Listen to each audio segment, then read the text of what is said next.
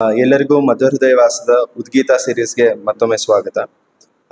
ಇವತ್ತು ಧರ್ಮಾಚರಣೆಯ ಇನ್ಸ್ಪಿರೇಷನ್ ಅನ್ನೋ ವ್ಯಕ್ತಿ ನಾವು ಕರ್ಕೊಂಡ್ ಬಂದಿದ್ದೀವಿ. ಎಲ್ರಿಗೂ ಕಲ್ಲಾಪುರ್ ಪವಮಾನಾಚಾರ್ ಗೊತ್ತೇ ಗೊತ್ತು. ಉಪನ್ಯಾಸದಿಂದ ಅಂತಂತಲ್ಲ, ಇನ್ಸ್ಟಾಗ್ರಾಮ್ ರೀಲ್ಸ್ ಇಂದ ಆಗಿರ್ಲಿ, ಎಷ್ಟೊಂದು ವೈರಲ್ ಆಗಿರೋ ವಿಡಿಯೋಸ್ ಇಂದ ಅವ್ರ ಪರಿಚಯ ನಮ್ಗೆ ಇದ್ದೇ ಇದೆ. ಅವರಿಂದ ಆದಷ್ಟು ಹೆಚ್ಚು ಮಾಹಿತಿಯನ್ನು ಕಲೆ ಹಾಕೋ ಒಂದು ಪ್ರಯತ್ನ ಈ ಉದ್ಗೀತಾ ಸೀರೀಸ್ ಇಂದ ಮಾಡ್ತಾ ಇದ್ದೀವಿ. ಸ್ಪೆಸಿಫಿಕ್ ಚಾನೆಲ್ಗೆ ಅವರು ಸ್ಟಿಕ್ ಆನ್ ಆಗ್ದೇನೆ ವೇರಿಯಸ್ ಏರಿಯಾಸ್ ಅಲ್ಲಿ ಅವ್ರು ಟಚ್ ಆಗಿರೋದ್ರಿಂದ ನಮ್ಮಂತ ಯೂತ್ಗೆ ಅವರು ತುಂಬಾ ಇನ್ಸ್ಪಿರೇಷನ್ ಆಗಿ ಕಾಣಿಸ್ತಾನೆ ಇರ್ತಾರೆ. ಈಗಿನ ಕಾಲದಲ್ಲಿ ಉಪನ್ಯಾಸ ಕೇಳಿದ್ರೆ ಸ್ವಲ್ಪ ದೂರ ಉಳಿದಿರೋ ನಾವು ಇವ್ರ ಪ್ರವಚನ ಅಂದ್ರೆ ಕೂತ್ಕೊಳ್ಳುವಂತಹ ಒಂದು ಅಟ್ರಾಕ್ಷನ್ ಅವರಲ್ಲಿ ಇದ್ದೇ ಇದೆ. ಸೊ ಅವ್ರನ್ನ ಈ ಉದ್ಗೀತಾ ಸೀರೀಸ್ ಅಲ್ಲಿ ನಾವು ಇನ್ಕ್ಲೂಡ್ ಮಾಡೋದಕ್ಕೆ ತುಂಬಾ ಖುಷಿ ಆಗ್ತದೆ. ಆಚಾರ್ಯ ನಮಸ್ಕಾರ. ನಮಸ್ಕಾರ. ಉದ್ಗೀತಾ ಸೀರೀಸ್ಗೆ ಸ್ವಾಗತ ಆಚಾರ್ಯ. ಬಹಳ ಸಂತೋಷ. ಯುವಕರೇ ಮಾಡುವಂತಹ ಕಾರ್ಯಕ್ರಮ ಅಂದರೆ ಸಂತೋಷ ಆಗುತ್ತೆ. ನಮ್ಮ ಭಾರತೀಯ ನೆಲ ಜಲದಲ್ಲಿ ಆಧ್ಯಾತ್ಮಿಕತೆ ಅನ್ನೋದು ಸಹಜವಾಗಿ ಬಂದಿದೆ ಅನ್ನೋದಕ್ಕೆ ಇದು ಸಾಕ್ಷಿ. ಒಂದು ಕಡೆ ಪ್ರಪಂಚ ಬೇರೆ ದಿಕ್ಕಿನಲ್ಲಿ ಹೊರಟರೂ ನಾವು ಸನ್ಮಾರ್ಗದಲ್ಲಿ ಇರಬೇಕು, ಹೊರಡುವವರನ್ನು ಸನ್ಮಾರ್ಗದಲ್ಲಿ ತರಬೇಕು. ಅದಕ್ಕಾಗಿ ಹೊಸ ಮಟೀರಿಯಲ್ ಏನಿಲ್ಲ, ಇರುವ ಮಟೀರಿಯಲ್ ಅನ್ನು ಹೊಸದಾಗಿ ಬಳಸ್ಕೊಳ್ಬೇಕು ಅನ್ನುವಂತಹ ಭಾವನೆ ಏನಿದೆ ಅದು ತುಂಬ ಅತ್ಯುತ್ತಮವಾದಂತಹ ನಡಿಗೆ. ಒಳ್ಳೆ ಕೆಲಸ ಮಾಡ್ತಾ ಇದ್ದೀರಿ. ನಿಮಗೆ ಪ್ರಥಮತಃ ಧನ್ಯವಾದಗಳನ್ನು ತಿಳಿಸಿ, ನೋಡುವ ಎಲ್ಲ ವೀಕ್ಷಕರಿಗೂ ಕಳಕಳಿಯ ಒಂದು ಮನವಿ, ಈ ತರಹದ ಒಂದು ಕಾರ್ಯಕ್ರಮ ಅಥವಾ ಈ ಒಂದು ಯೂಟ್ಯೂಬನ ಚಾನಲನ್ನು ಎಲ್ಲರಿಗೂ ನೀವು ಪ್ರಸಾರ ಮಾಡಿರಿ. ಭಗವಂತನ ಬಗ್ಗೆ ತಿಳಿಸಿದಾಗ ತುಂಬ ಪುಣ್ಯ ಉಂಟು. ಇವತ್ತಿನ ಮಾಧ್ಯಮದಲ್ಲಿ ಹೀಗೊಂದು ಬರ್ತಾ ಇದೆ, ನೀವು ನೋಡಿ ಅಂತ ತಿಳಿಸ್ರಿ. ಸರಿ ಇದ್ದರೆ ಒಪ್ಪಿಕೊಳ್ಳಿ, ಸರಿ ಇಲ್ಲ ಅಂತಂದರೆ ಸರಿಪಡಿಸಿಕೊಳ್ಳಿ ಅಂತ ಕಿವಿ ಹಿಂಡಿ ನಮಗೆ ಹೇಳಿ. ಯಾಕೆಂದರೆ ನೀವೇ ನಮಗೆ ಅಂಪೈರ್ಸ್. ಆದ್ದರಿಂದ ನೋಡಿ, ಆನಂದಪಟ್ಟು ಮಾಡಿದವರಿಗೆ ಹೇಳಿದವರಿಗೆ ಆನಂದಪಡಿಸಿ, ಆನಂದ ತೀರ್ಥರ ಅಂತರ್ಯಾಮಿಯಾದ ಆನಂದ ಪರಿಪೂರ್ಣನ ಅನುಗ್ರಹಕ್ಕೆ ಪಾತ್ರರಾಗುವ ಒಂದು ಪ್ರಯತ್ನವನ್ನ ನೀವು ಸೇರಿ ಮಾಡಬೇಕು. ನಮ್ಗಿನ ನೀವೇ ಒಳ್ಳೆದಾಗಿ ಇಂಟ್ರೊಡಕ್ಷನ್ ಕೊಟ್ರೆ. ಈ ಡಿಜಿಟಲ್ ಯುಗದಲ್ಲೂ ಕೂಡ ನಿಮ್ಮ ಪ್ರವಚನ ಯಂಗರ್ ಜನರೇಷನ್ಗೆ ತುಂಬಾ ಟಚ್ ಆಗ್ತಿದೆ ಆಚಾರ. ಎಷ್ಟೊಂದ್ ಜನ ಕೇಳ್ತಾ ಇರ್ತಾರೆ, ಅದು ಹೇಗೆ ನಮ್ಗೆ ರಿಲೇಟಬಲ್ ಆಗಿರುವಂತಹ ವಿಚಾರ ಆಚಾರ ಗೊತ್ತು ಅಂತ. ಅದ್ರ ಬಗ್ಗೆ ಹೇಳೋದಾದ್ರೆ ಹೇಗೆ ನಮ್ಗೆ ಗ್ರಾಸ್ಪ್ ಮಾಡ್ತೀರಾ ಯೂತ್ ಅಟೆನ್ಷನ್ ಅಂತ? ಪ್ರಥಮತಃ ನಾನು ಗುರುಗಳ ಸ್ಮರಣೆಯನ್ನು ಮಾಡಿ, ಸತ್ಯಾಭಿಜ್ಞಕರಾಬ್ಜೋತ್ಥಾನ್ ಪಂಚಾಶತ್ ವರ್ಷ ಪೂಜಕಾನ್ ಸತ್ಯ ಪ್ರಮೋದ ತೀರ್ಥಾರ್ಯಾನ್ ನೌಮಿನ್ಯಾಯ ಸುಧಾರತಾನ್ ಶಾಸ್ತ್ರೇಷು ಪಾರದುಷ್ಪಾರಂ ಶಾಸ್ತ್ರಜ್ಞೇಷು ಚ ವತ್ಸಲಂ ದೀನಭಕ್ತೋದ್ಧಾರಕರಂ ಸತ್ಯಾತ್ಮಾನಂ ಗುರುಂ ಭಜೆ. ಪ್ರವಚನಗಳು 4 ಜನಕ್ಕೆ ಹಿಡಿಸತ್ತೆ ಅಂದರೆ ಅದು ದೇವರ ಅನುಗ್ರಹ, ನೋಡುವವರ ಹೃದಯ ವೈಶಾಲ್ಯತೆ, ಇದು ಎರಡು ಪ್ರಧಾನವಾದದ್ದು. ಆದರೆ ಹೇಳುವ ಪ್ರತಿಯೊಬ್ಬ ವ್ಯಕ್ತಿಗೆ ಒಂದು ಜವಾಬ್ದಾರಿ ಇದ್ದರೆ ಒಳ್ಳೆಯದು. ನಾನು ಹೇಳೋದು ನನಗೆ ಗೊತ್ತದ್ದನ್ನೆಲ್ಲ ತಿಳಿಸೋದಕ್ಕಿಂತ ಇನ್ನೊಬ್ಬರಿಗೆ ಗೊತ್ತಾಗುವಂತೆ ತಿಳಿಸಬೇಕು ಅಂತ ಒಂದು ಇಂಟೆನ್ಷನ್ ನನ್ನದಿರಬೇಕು, ಹೇಳುವ ಪ್ರತಿಯೊಬ್ಬನದ್ದು.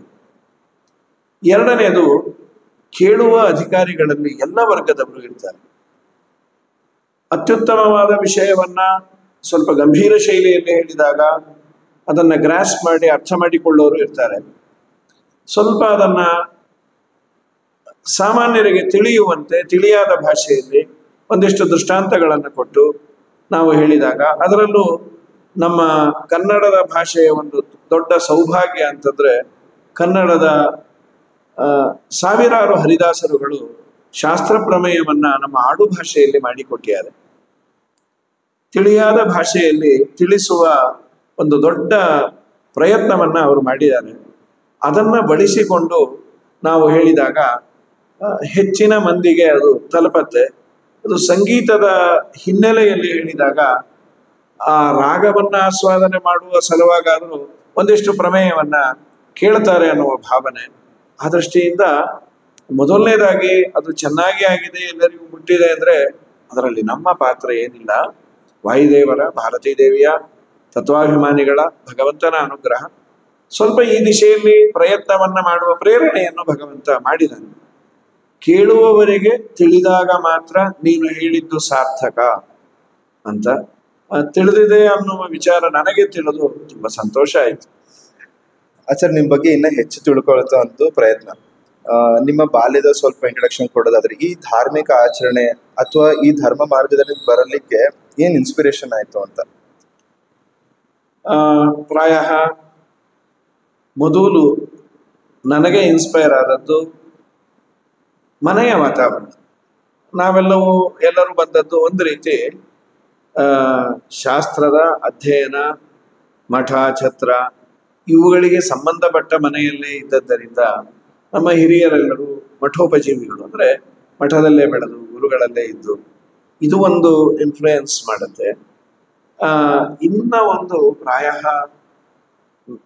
ನಮ್ಮ ಇವತ್ತಿನ ಒಂದು 50 ವರ್ಷಕ್ಕೆ ಏನು ಕಾಲಿಟ್ಟಿದ್ದೇವೆ, 50-55, ಇವರದೆಲ್ಲರದು ಒಂದು ರೀತಿಯ ಬಡತನ ಹಾಗೂ ಸಿರಿವಂತಿಕೆಯ ಜಂಕ್ಷನ್ ನಲ್ಲಿ ನಾವಿದ್ದೇವೆ.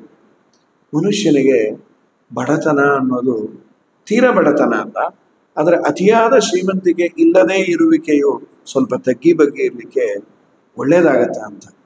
ಇವತ್ತೇನಾಗಿದೆ, ನಮ್ಮ ಮಕ್ಕಳಿಗೆ ಬೇಕಾದಷ್ಟು ಅನುಕೂಲತೆಯನ್ನು ನಾವು ಮಾಡಿಕೊಡ್ತೇವೆ. ಶಾಲೆಗೆ ಹೋಗಲಿಕ್ಕೆ ಬಸ್ಸು, ಶಾಲೆಯಲ್ಲಿ ಒಳ್ಳೆ ಚೆನ್ನಾಗಿ ಅನ್ನ ಆಹಾರ, ಇದ್ಯಾವುದು ಮಾಡಬಾರ್ದು ಅಂತಲ್ಲ. ಆದರೆ ಪ್ರಾಯ ಈಗೊಂದು 30 ವರ್ಷದ ಕೆಳಗೆ ಶಾಲೆಗೆ ವ್ಯಾನಲ್ಲಿ ಹೋಗೋದನ್ನು ಕಲ್ಪನೆ ಇಲ್ಲ, ನಡೆದೇ ಹೋಗ್ಬೇಕು. ನಡೆದು ಹೋದಾಗ ಹೋಗುವ ಎಲ್ಲರ ಜೊತೆ ಮಾತು ಕತೆ ಹಂಚಿಕೊಳ್ತಾ ಇದ್ವಿ. ಈ ಎಲ್ಲವೂ ಒಂದು ಕಾರಣ. ಅಂದ್ರೆ ಒಂದು ರೀತಿ ಅತಿಯಾದ ಶ್ರೀಮಂತಿಕೆ ಇಲ್ಲದೇ ಇರುವಿಕೆ ಹಾಗೂ ಬೆಳೆದು ಬಂದ ವಾತಾವರಣ, ನಮ್ಮ ಪರಿಸರ ಪರಿವಾರ ಶಾಸ್ತ್ರದ ಮಾರ್ಗದಲ್ಲಿ ಇರ್ಲಿಕ್ಕೆ ಅನುಕೂಲ ಮಾಡಿಕೊಟ್ಟಿದೆ. ನಾವು ಪೂರ್ಣ ಇನ್ನೂ ಇಲ್ಲ, ಇರಬೇಕು. ಈ ಮಾರ್ಗದಲ್ಲಿ ಇರ್ಲಿಕ್ಕೆ ಮನೆಯ ವಾತಾವರಣ, ಬೆಳೆದು ಬಂದ ವಾತಾವರಣ ಪ್ರಧಾನ ಕಾರಣ. ಮುಂದೆ ಹೋಗೋದಾದ್ರೆ ಆಚಾರ್ಯ, ಗುರುಗಳ ಮಹತ್ವ ನಿಮ್ ಲೈಫ್ ನಲ್ಲಿ ಎಷ್ಟು ಅವರು, ನಿಮ್ಮ ತಂದೆಯವರಾಗಿರ್ಬೋದು ಅಥವಾ ಬೇರೆ ಗುರುಗಳನ್ನ ನೆನ್ಸ್ಕೊಳ್ಳೋದಾದ್ರೆ, ಇವರು ನಿಮ್ಗೆ ಈ ಧರ್ಮ ಮಾರ್ಗಕ್ಕೆ ಬರಕ್ಕೆ ತುಂಬಾ ಪುಷ್ ಕೊಟ್ರು ಅಥವಾ ಇನ್ಸ್ಪೈರ್ ಮಾಡೋದ್ರಿಂದ ಯಾರು ನೆನ್ಸ್ಕೋತೀರಿ? ಪ್ರಾಯ ನನ್ನ ಮಟ್ಟಿಗೆ ಹೇಳೋದಾದ್ರೆ, ನಮ್ಮ ಸಣ್ಣ ವಯಸ್ಸಿನಲ್ಲಿ ಮಂತ್ರಸ್ತೋತ್ರಗಳನ್ನು ಪಾರಾಯಣ ಮಾಡಲಿಕ್ಕೆ ಹೇಳಿಕೊಡ್ತಾ ಇದ್ರು. ಇವತ್ತಿಗೂ ಸಣ್ಣ ವಯಸ್ಸಿನ ಮಕ್ಕಳಿಗೆ ಹೆಚ್ಚಾಗಿ ಮಂತ್ರಸ್ತೋತ್ರಗಳನ್ನು ಹೇಳಿಕೊಡೋದು ಯಾಕೆಂದ್ರೆ ನೆನಪಿನ ಶಕ್ತಿ ಚೆನ್ನಾಗಿರುತ್ತೆ. ಆಗ ಅವರು ಚೆನ್ನಾಗಿ ಗಟ್ ಮಾಡಿದ್ಬಿಟ್ರೆ ಒಳ್ಳೆಯದು. ಆಮೇಲೆ ಅದು ಸಾಯುವವರೆಗೂ ಎನೆ ಸಾಗುವುದಿಲ್ಲ. ಈ ದಿಶೆಯಲ್ಲಿ ಮನೆಯಲ್ಲಿ ತಂದೆಯವರ ಉಪಕಾರ ತುಂಬಾ ದೊಡ್ಡದು. ಸುಮಧ್ವ ವಿಜಯ, ಇನ್ನೊಂದಿಷ್ಟು ಮಂತ್ರಸ್ತೋತ್ರಗಳು, ಅವುಗಳನ್ನೆಲ್ಲ ಬಾಯಹರ್ಟ್ ಮಾಡಿಸಿದ್ರು. ಬೇಗ ಬಂದಿತ್ತು. ನಾವು ನಿಜವಾಗ್ಲೂ ಅದನ್ನ ಭಕ್ತಿಯಿಂದ ಕಲ್ತದ್ದಲ್ಲ. ನಿಜ ಹೇಳ್ಬೇಕು ಅಂದ್ರೆ ಆಟ ಆಡುವ ವಯಸ್ಸು. ಏನೋ ಹೇಳ್ಕೊಡ್ತಾರೆ, ಭಯದಿಂದ ಕಲ್ತದ್ದು, ಭಕ್ತಿಯಿಂದ ಕಲ್ತದ್ದಲ್ಲ. ಅವರು ಬೈತಾರೆ ಹೊಡಿತಾರೆ ಅನ್ನೋ ದೃಷ್ಟಿಯಿಂದ ಕಲ್ತದ್ದು. ಆದರೆ ಅದರ ಮಹತ್ವ ತಿಳಿದ ಮೇಲೆ ತುಂಬಾ ಸಂತೋಷ ಆಗುತ್ತೆ. 2 ಕಾರಣ. ಇವತ್ತು ನಾನು ಹೊಸ ಸ್ತೋತ್ರವನ್ನ ಕಲಿತೇನೆ ಅಂದ್ರೆ ನನ್ನ ಮನಸ್ಸಿನ ಮೆಮೊರಿ ಕಾರ್ಡ್ ಬಿಡೋದೇ ಇಲ್ಲ, ಆಲ್ರೆಡಿ ಫುಲ್ ಅನ್ನತ್ತೆ. ಅಲ್ಲ, ಅಷ್ಟೆಲ್ಲ ನೀವು ಸ್ತೋತ್ರವನ್ನ ಫುಲ್ ಮಾಡಿದ್ದೀರಾ? ಅಲ್ಲ, ಸಂಸಾರದ ವಿಷಯಗಳಿಂದ ಅದು ಫುಲ್ ಆಗಿದೆ. ಹಾಗಾಗಿ ಆ ಏಜಿನಲ್ಲಿ ನಾವು ಕಲ್ತದ್ದು ತುಂಬಾ ಉಪಯೋಗ ಬಿತ್ತು. ಇದರ ಜೊತೆಯಲ್ಲಿ ಹೇಳುವುದಾದ್ರೆ, ಪದ್ಮನಾಭನಗರದಲ್ಲಿ ಸುಮಧ್ವ ವಿಜಯ ಸೌಧ ಅಂತ ಒಂದು ಸುಮಧ್ವ ವಿಜಯವನ್ನ ಕಲ್ಲಿನಲ್ಲಿ ಕೆತ್ತಿ ಹಾಕಿದಂತಹ ಒಂದು ದೊಡ್ಡ ಕಟ್ಟಡ ಇದೆ. ಅದರ ಹೆಸರೇ ಸುಮಧ್ವ ವಿಜಯ ಸೌಧ. 10 ಜನ ಸೇರಿ ಅದನ್ನ ನಿರ್ಮಾಣ ಮಾಡಿದ್ದು. ಅದಕ್ಕೆ ಮೂಲ ಪ್ರೇರಕರಾಗಿ ನನ್ನ ತಂದೆಯವರು ನಿಂತು, ಅವರದೊಂದು ಸ್ವಭಾವ, ವಯಸ್ಸಾದವರ ಕೈಯಲ್ಲೂ ವಯಸ್ಸಾದ ಮೇಲಾದರೂ ಇಷ್ಟು ದಿನ ಜೀವನಕ್ಕಾಗಿ ವಯಸ್ಸನ್ನ ಮೀಸಲಿಟ್ಟಿದ್ದು ಸಾಕು, ರಿಟೈರ್ ಆದ್ಮೇಲಾದ್ರೂ ಅಡ್ಡಿ ಇಲ್ಲ, ಪೂಜೆಯನ್ನ ಮಾಡಿ ಒಂದಿಷ್ಟು ಪಾರಾಯಣವನ್ನ ಮಾಡಿ, ನಾನಾ ತರಹದ ಸಬೂಬನ್ನ ಹೇಳೋರು. ನಮಗೆ ಈಗ ಬರೋದಿಲ್ಲ, ಹೇಳ್ಕೊಡೋರು ಯಾರಿಲ್ಲ, ಹೇಳ್ಕೊಡೋರು ಬೈಬೋದು, ನಾನು ಹೇಳಿಕೊಡ್ತೇನೆ ಅಂತ ಅವರ ಮಟ್ಟಕ್ಕೆ ಇಳಿದು 100 ಜನಕ್ಕೆ ಸಂಧ್ಯಾವಂದನೆ, ದೇವರ ಪೂಜೆ, ವಾಯುಸ್ತುತಿ, ಸುಮಧ್ವ ವಿಜಯ ಎಲ್ಲವನ್ನ ಹೇಳಿಕೊಟ್ರು. ಸುಮಧ್ವ ವಿಜಯ ಉಳಿಬೇಕು ಅನ್ನುವ ದೃಷ್ಟಿಯಿಂದ ಜೋರಾಗಿ ಪಾರಾಯಣ ಮಾಡಿದರೆ ಉಳಿಯುತ್ತೆ. ಅದಕ್ಕೊಂದು ಅಭಿಯಾನವನ್ನು ಮಾಡುವ, ನಾವು ಎಲ್ಲರ ಮನೆಯಲ್ಲಿ ಪಾರಾಯಣ ಮಾಡುವ ಉದ್ದೇಶ ಒಂದು ಬೇಕಲ್ವಾ. ಅದೇ ಸಮಯದಲ್ಲಿ ಇಲ್ಲಿ ಒಂದು ಜಾಗ ಉಂಟು, ಸರ್ಕಾರದಿಂದ ನಾವು ಮಾಡಿಸಿಕೊಳ್ಳಬಹುದು. ಅಲ್ಲಿ ಒಂದು ಭವನವನ್ನು ನಿರ್ಮಾಣ ಮಾಡಿ ಅಲ್ಲಿ ಸುಮಧ್ವ ವಿಜಯವನ್ನ ಶಿಲಾಶಾಸನ ಯಾಕೆ ಮಾಡಬಾರದು ಅನ್ನುವ ಆಲೋಚನೆ ಗುರುಗಳ ಅನುಗ್ರಹದಿಂದ ಬಂತು. ಅದು ಬಹಳ ಒಳ್ಳೆಯದಾಯಿತೋ ಏನೋ. ಸಾವಿರಾರು ಮನೆಗಳಲ್ಲಿ ಹೋಗಿ ನೂರಾರು ಜನ ಸಾವಿರಾರು ಬಾರಿ ಪಾರಾಯಣ ಮಾಡಿ ಅದರಿಂದ ಬಂದ ಹಣದಿಂದ ಸೌಧದ ನಿರ್ಮಾಣ ಆದದ್ದು. ಆಗೇನಾಗಿತ್ತು ಅಂದರೆ, ನಮ್ಮ ವಯಸ್ಸು ಚಿಕ್ಕದು, 10, 11, 12 ವರ್ಷ ಇರಬಹುದು. ನಾನು, ನನ್ನ ಸೋದರ ಮಾವನ ಮಕ್ಕಳಿಬ್ಬರು, ಇನ್ನೊಂದು 2, 3 ಜನ, ಇವರೆಲ್ಲರೂ ಸುಮಧ್ವ ವಿಜಯವನ್ನು ಪಾರಾಯಣ ಮಾಡ್ತಾ ಇದ್ದುದರಿಂದ ಹಿರಿಯರಿಗೆ ಇನ್ನು ಬರ್ತಿರ್ಲಿಲ್ಲ. ಪಾಪ ಅವ್ರು 1-2 ಸರ್ಗ ಆಗಿತ್ತು. ನಮಗೆ ಬರ್ತಿದ್ದರಿಂದ ನಮ್ಮ ತಂದೆ ಬೈದು ಕರೆದುಕೊಂಡು ಹೋಗೋರು. ನಾವು ಅಲ್ಲಿಯೇ ಚೇಷ್ಟೆ ಮಾಡ್ತಾ ಪಾರಾಯಣವನ್ನು ಮಾಡ್ತಾ ಇದ್ವಿ. ಅದು ಇವತ್ತು ನಮ್ಮನ್ನ ತುಂಬಾ ಉನ್ನತ ಮಟ್ಟದಲ್ಲಿ ಇಟ್ಟಿದೆ. ಭಕ್ತಿಯಿಂದ ಮಾಡದ ಪಾರಾಯಣವು ಆಚಾರ್ಯರಿಗೆ ಸಂಬಂಧಪಟ್ಟ 1-2 ಮಾತು ಆಡಿದ್ದರಿಂದ ದೇವರು ನಮ್ಮನ್ನ ಆ ಮಟ್ಟದಲ್ಲಿ ಇಟ್ಟಿದ್ದಾನೆ. ಸೊ ಮಂತ್ರಸ್ತೋತ್ರಗಳನ್ನು ನಾವು ನಿತ್ಯ ಪಾರಾಯಣ ಮಾಡಿದಾಗ ರಕ್ಷಣೆ ಮಾಡ್ತಾರೆ ಅನ್ನೋದಕ್ಕೆ ನಾವೇ ಸಾಕ್ಷಿ. ಅನೇಕ ಜನ ರಾಯರು, ವಿಷ್ಣು ತೀರ್ಥರು ಇವರೆಲ್ಲ ಇದ್ದಾರೆ. ಅವರೆಲ್ಲ ತುಂಬಾ ದೊಡ್ಡವರು, ಎತ್ತರ ಮಟ್ಟದವರು, ಅವ್ರಿಗಾಗೆ ಆಗುತ್ತೆ. ನನ್ನಂಥವನಿಗೂ ಆಗಿದೆ ಅಂದ್ರೆ ಅವ್ರಿಗಾಗಿದ್ದೇನೋ ಹೆಚ್ಚು. ನೀವ್ ಎಷ್ಟು ಸುಂದರವಾಗಿ ಹೇಳಿದ್ರಿ ಅಂದ್ರೆ, ಇವಾಗ ನಾವೇ ನಿಮ್ನ ಇನ್ಸ್ಪಿರೇಷನ್ ಅಂತ ಕನ್ಸಿಡರ್ ಮಾಡ್ತೀವಿ. ನೀವು ನಿಮ್ ತಂದೆಯವ್ರ ಇನ್ಸ್ಪಿರೇಷನ್ ತಗೊಂಡು ಅವ್ರು ಹಾಕಿದ ಒಂದು ಚೌಕಟ್ಟು ಎಷ್ಟು ಚೆನ್ನಾಗಿದೆ ಅಂತಂದ್ರೆ, ಯಾವುದೇ ಮಂತ್ರಸ್ತೋತ್ರಕ್ಕಾಗ್ಲಿ ಯಾವುದೇ ಪಾರಾಯಣಕ್ಕಾಗ್ಲಿ ಏಜ್ ಗ್ರೂಪ್ ಇಲ್ಲ. ಇಷ್ಟು ಸಣ್ಣವರೇ ಮಾಡ್ಬೇಕಂತ ಇಲ್ಲ, ಅಥವಾ ಈ ಮಿಡ್ ಏಜ್ ಅವರೇ ಮಾಡ್ಬೇಕಂತ ಇಲ್ಲ. ಯಾವುದೇ ಏಜ್ ಅವ್ರನ್ನು ಕರ್ಕೊಂಡ್ಬಂದು ಮಾಡಿಸ್ಬೋದು ಅಂತಂದಲ್ಲ, ಅದು ಎಷ್ಟೊಂದ್ ಜನಕ್ಕೆ ಇನ್ಸ್ಪಿರೇಷನ್ ಆಗುತ್ತೆ. ಈಗಲೂ ಶುರು ಮಾಡ್ಬೋದು, ಈಗಲೂ ಶುರು ಮಾಡ್ಬೋದು. ಖಂಡಿತ ಶಾಸ್ತ್ರಾಧ್ಯಯನಕ್ಕೆ ಏಜ್ ಅನ್ನೋದು ಫ್ಯಾಕ್ಟರ್ ಆಗೋದೇ ಇಲ್ಲ. ನಾವು ಸಣ್ಣವರಾಗಿರ್ಬೇಕಷ್ಟೇ. ಸೊ ನಾವು ಯಾವಾಗಲೂ ಸಣ್ಣವರೇ. ಯಾಕೆಂದ್ರೆ ಸರ್ವೋತ್ತಮನಾದ ದೇವರ ಮುಂದೆ ನಾವು ತುಂಬಾ ಸಣ್ಣವರೇ. ಕಲಿತದ್ದು ತುಂಬಾ ಕಡಿಮೆ, ತಿಳಿಯಬೇಕಾದದ್ದು ಬಹಳ ಇರೋದ್ರಿಂದ ನಾವು ಸಣ್ಣವರಾಗಿ ಇದ್ದರೆ ತುಂಬಾ ದೊಡ್ಡವರಾಗಲಿಕ್ಕೆ ಸಾಧ್ಯತೆಗಳಿದ್ದಾವೆ. ನಾವು ಮೊದಲೇ ದೊಡ್ಡವರು ಅಂತ ಅನ್ಕೊಂಡ್ಬಿಟ್ರೆ ಯಾವತ್ತೂ ಸಣ್ಣವರಾಗೇ ಇರ್ತೇವೆ. ಹಾಗಾಗಿ ನಾನು ದೊಡ್ಡವನಾಗಬೇಕಾದರೆ ಸಣ್ಣವನು ಅನ್ನುವ ಭಾವನೆ ಇಟ್ಟುಕೊಂಡು ಆ ದೊಡ್ಡವರು ಹಾಕಿಕೊಟ್ಟ ಮಾರ್ಗದಲ್ಲಿ ಹೋಗ್ತಾ ಇದ್ರೆ ನನಗೆ ಭಗವಂತ ಏನು ಕೊಡಬೇಕೋ, ಯಾವ ಮೂಲೆಯಲ್ಲಿದ್ರೂ ಅವನಿಗೆ ನನ್ನ ಅಡ್ರೆಸ್ಸು ಚೆನ್ನಾಗಿ ಗೊತ್ತು, ಅವನು ಚೆನ್ನಾಗಿ ತಲುಪಿಸ್ತಾನೆ ಅಂತ ನಂಬಿಕೆ ಬೇಕು. ಹೌದು, ಮಾಡ್ತಾನೆ, ಖಂಡಿತ ಭಗವಂತ ಮಾಡ್ತಾನೆ. ನಿಮಗೋಸ್ಕರ ಒಂದು ಕ್ಲಿಪ್ಪಿಂಗ್ ಇದೆ ಆಚಾರ, ಅದು ನಿಮ್ಮ ಅಭಿಪ್ರಾಯ ಏನಿದೆ ಅಂತ ಬಿಟ್ಟು ನಾವು ತಿಳಿಸ್ಕೋಬೇಕು. ಪವಮಾನ ಕೊಲ್ಲಾಪುರ ಪವಮಾನ ಆಚಾರ ಚಿಕ್ಕವನಿದ್ದಾಗಿಂದಲೂ ನಮ್ಮಲ್ಲೇ ಇದ್ದಾನೆ. ಪ್ರಾರಂಭದಿಂದ ಕೊನೆಯವರೆಗೆ ಸಂಪೂರ್ಣ ನಮ್ಮಲ್ಲಿ ಅಧ್ಯಯನ ಮಾಡಿ ಬೇಕಾದಷ್ಟು ಬುದ್ಧಿವಂತನಾಗಿ ಈಗ ಪ್ರಬುದ್ಧನಾಗಿದ್ದಾನೆ. ಮೊದಲ ಆರಂಭದಿಂದ ಹಿಡ್ಕೊಂಡು ಕೊನೆಯವರೆಗೂ ನನ್ನ ಹತ್ರನೇ ಅಧ್ಯಯನ ಮಾಡಿ ಬಹಳ ಬುದ್ಧಿವಂತನಾಗಿ ಈಗೆಲ್ಲ ಕಡೆ ವಿಚಾರಗಳನ್ನು ಉಪನ್ಯಾಸ ಪ್ರವಚನ ಎಲ್ಲ ಮಾಡ್ತಾ ಇದ್ದಾನೆ. ಭಾಳ ಬುದ್ಧಿವಂತನಾದಂಥ ಹುಡುಗ, ಒಳ್ಳೆ ಫಸ್ಟ್ ಕ್ಲಾಸಾಗಿ ಬರ್ತಿದ್ದ. ಯಾವುದೇ ಒಂದು ವಿಷಯದಲ್ಲಿ ಚೆನ್ನಾಗಿ ಓದಿ ಒಳ್ಳೆ ಚೆನ್ನಾಗಿ ಫಸ್ಟ್ ಕ್ಲಾಸ್ದಾಗೆ ಇರ್ತಿದ್ದ, ಯಾವಾಗಲೂ ಮುಂದೆ ಇರ್ತಕ್ಕಂಥ ಹುಡುಗ. ಹೀಗಾಗಿ ಭಾಳ ಒಳ್ಳೆಯದು. ಈಗೂ ಕೂಡ ಒಳ್ಳೆಯ ಎಲ್ಲ ಕಡೆಗೆ ಪ್ರವಚನ ಇದು ಎಲ್ಲ ಮಾಡ್ತಾನೆ, ಉಪನ್ಯಾಸಾದಿಗಳನ್ನೆಲ್ಲ ಮಾಡ್ತಾನೆ, ಪುರಾಣ ಹೇಳ್ತಾನೆ, ಇದನ್ನು ಮಾಡ್ತಾನೆ, ಎಲ್ಲ ಮಾಡ್ತಾನೆ. ಹೀಗಾಗಿ ಎಲ್ಲ ಬುದ್ಧಿವಂತನಾಗಿದ್ದಾನೆ. ಇದೊಂದು ನಿಮ್ ಬಗ್ಗೆ ತಿಳ್ಕೊಳ್ಳುವಂತ ಒಂದು ಟೀಮ್ ಹೋದಾಗ ಆಚಾರ ಹತ್ರ ಅವ್ರು ನಿಮ್ ಬಗ್ಗೆ ಹೇಳ್ತಿದ್ರು. ಆಚಾರ್ಯ, ನೀವು ಓದಿದ ಶೈಲಿ ಎಷ್ಟು, ಅವ್ರ ಹತ್ರ ಓದ್ತಿರ್ಬೇಕಾದ್ರು ಎಷ್ಟು ಚೆನ್ನಾಗಿ ಗಟ್ ಮಾಡ್ತಿದ್ರಿ ಅದೆಲ್ಲ ಹೇಳ್ತಾ ಇದ್ರು. ಮಿಕ್ಕಿದ ಹುಡುಗರಿಗೆಲ್ಲ ನೀವು ಹೇಳ್ಕೊಡ್ತಾ ಇದ್ರಿ ಅಂತ ಆ ದಿನಗಳನ್ನ ನೆನ್ಸ್ಕೊಳ್ಳೋದಾದ್ರೆ ತುಂಬಾ ಸಂತೋಷ. ನನ್ನ ಗುರುಗಳಾದ ಗುತ್ತಲ್ ರಂಗಾಚಾರ್ಯರು ಅಂದರೆ ಪರಮ ಪೂಜ್ಯ ಉತ್ತರಾದಿ ಮಠಾಧೀಶರಾದ ಸತ್ಯಪ್ರಮೋದ ತೀರ್ಥ ಶ್ರೀಪಾದಂಗಳವರ ಪೂರ್ವಾಶ್ರಮದ ಪುತ್ರರು ಹಾಗೂ ವಿದ್ಯಮಾನ ಶ್ರೀಪಾದಂಗಳವರು ಸತ್ಯಾತ್ಮ ತೀರ್ಥ ಶ್ರೀಪಾದಂಗಳವರ ಪೂರ್ವಾಶ್ರಮದ ತಂದೆ. ಅವರು ನನ್ನ ಗುರುಗಳು. ಮೊದಲನೇದು ಅವರಿಗೆ ಅನಂತ ನಮಸ್ಕಾರಗಳನ್ನು ಸಲ್ಲಿಸಿ, ನಿಮ್ಮ ಈ ಚಾನಲ್ಲಿಗೆ ನಾನು ತುಂಬ ದೊಡ್ಡ ಅಭಿನಂದನೆಗಳನ್ನು ಸಲ್ಲಿಸ್ತೇನೆ. ಕಾರಣ ಏನು ಅಂದರೆ, ಅವರ ಹೃದಯದ ಅಂತರಾಳದಲ್ಲಿರುವ ಮಾತನ್ನ ನಾನು ಕೇಳಲಿಕ್ಕಾಗೋದಿಲ್ಲ. ನನ್ನ ಬಗ್ಗೆ ಅವರಿಗೆ ಏನು ಭಾವನೆ ಇದೆ ಅಂತಂದ್ರೆ ಅವರು ಹೇಳೋದೂ ಇಲ್ಲ. ನೀವು ಅದನ್ನು ತಿಳಿಸಿದ್ರಲ್ಲ, ನಿಜವಾಗಲೂ ಹೆಮ್ಮೆ ಪಡುವ ಸಂಗತಿ. ತುಂಬ ದೊಡ್ಡವರವರು, ಅವರಿಗೆ ಕೆಟ್ಟದ್ದನ್ನು ಬಯಸಿ ಗೊತ್ತಿಲ್ಲ, ಕೆಟ್ಟದ್ದನ್ನು ಆಡಿ ಗೊತ್ತಿಲ್ಲ. ಅವರ ಬಗ್ಗೆ ಜಗತ್ತು ಗೇಜ್ ಮಾಡಿದ್ದು ಒಂದು ರೀತಿ ಕಡಿಮೆನೆ. ಜ್ಞಾನದ ಸರಕನ್ನ ತುಂಬಿಕೊಂಡು ಓಡಾಡುವ ಒಂದು ಕೋಶ ಅಂದರೆ ನಮ್ಮ ಆಚಾರ್ಯರು.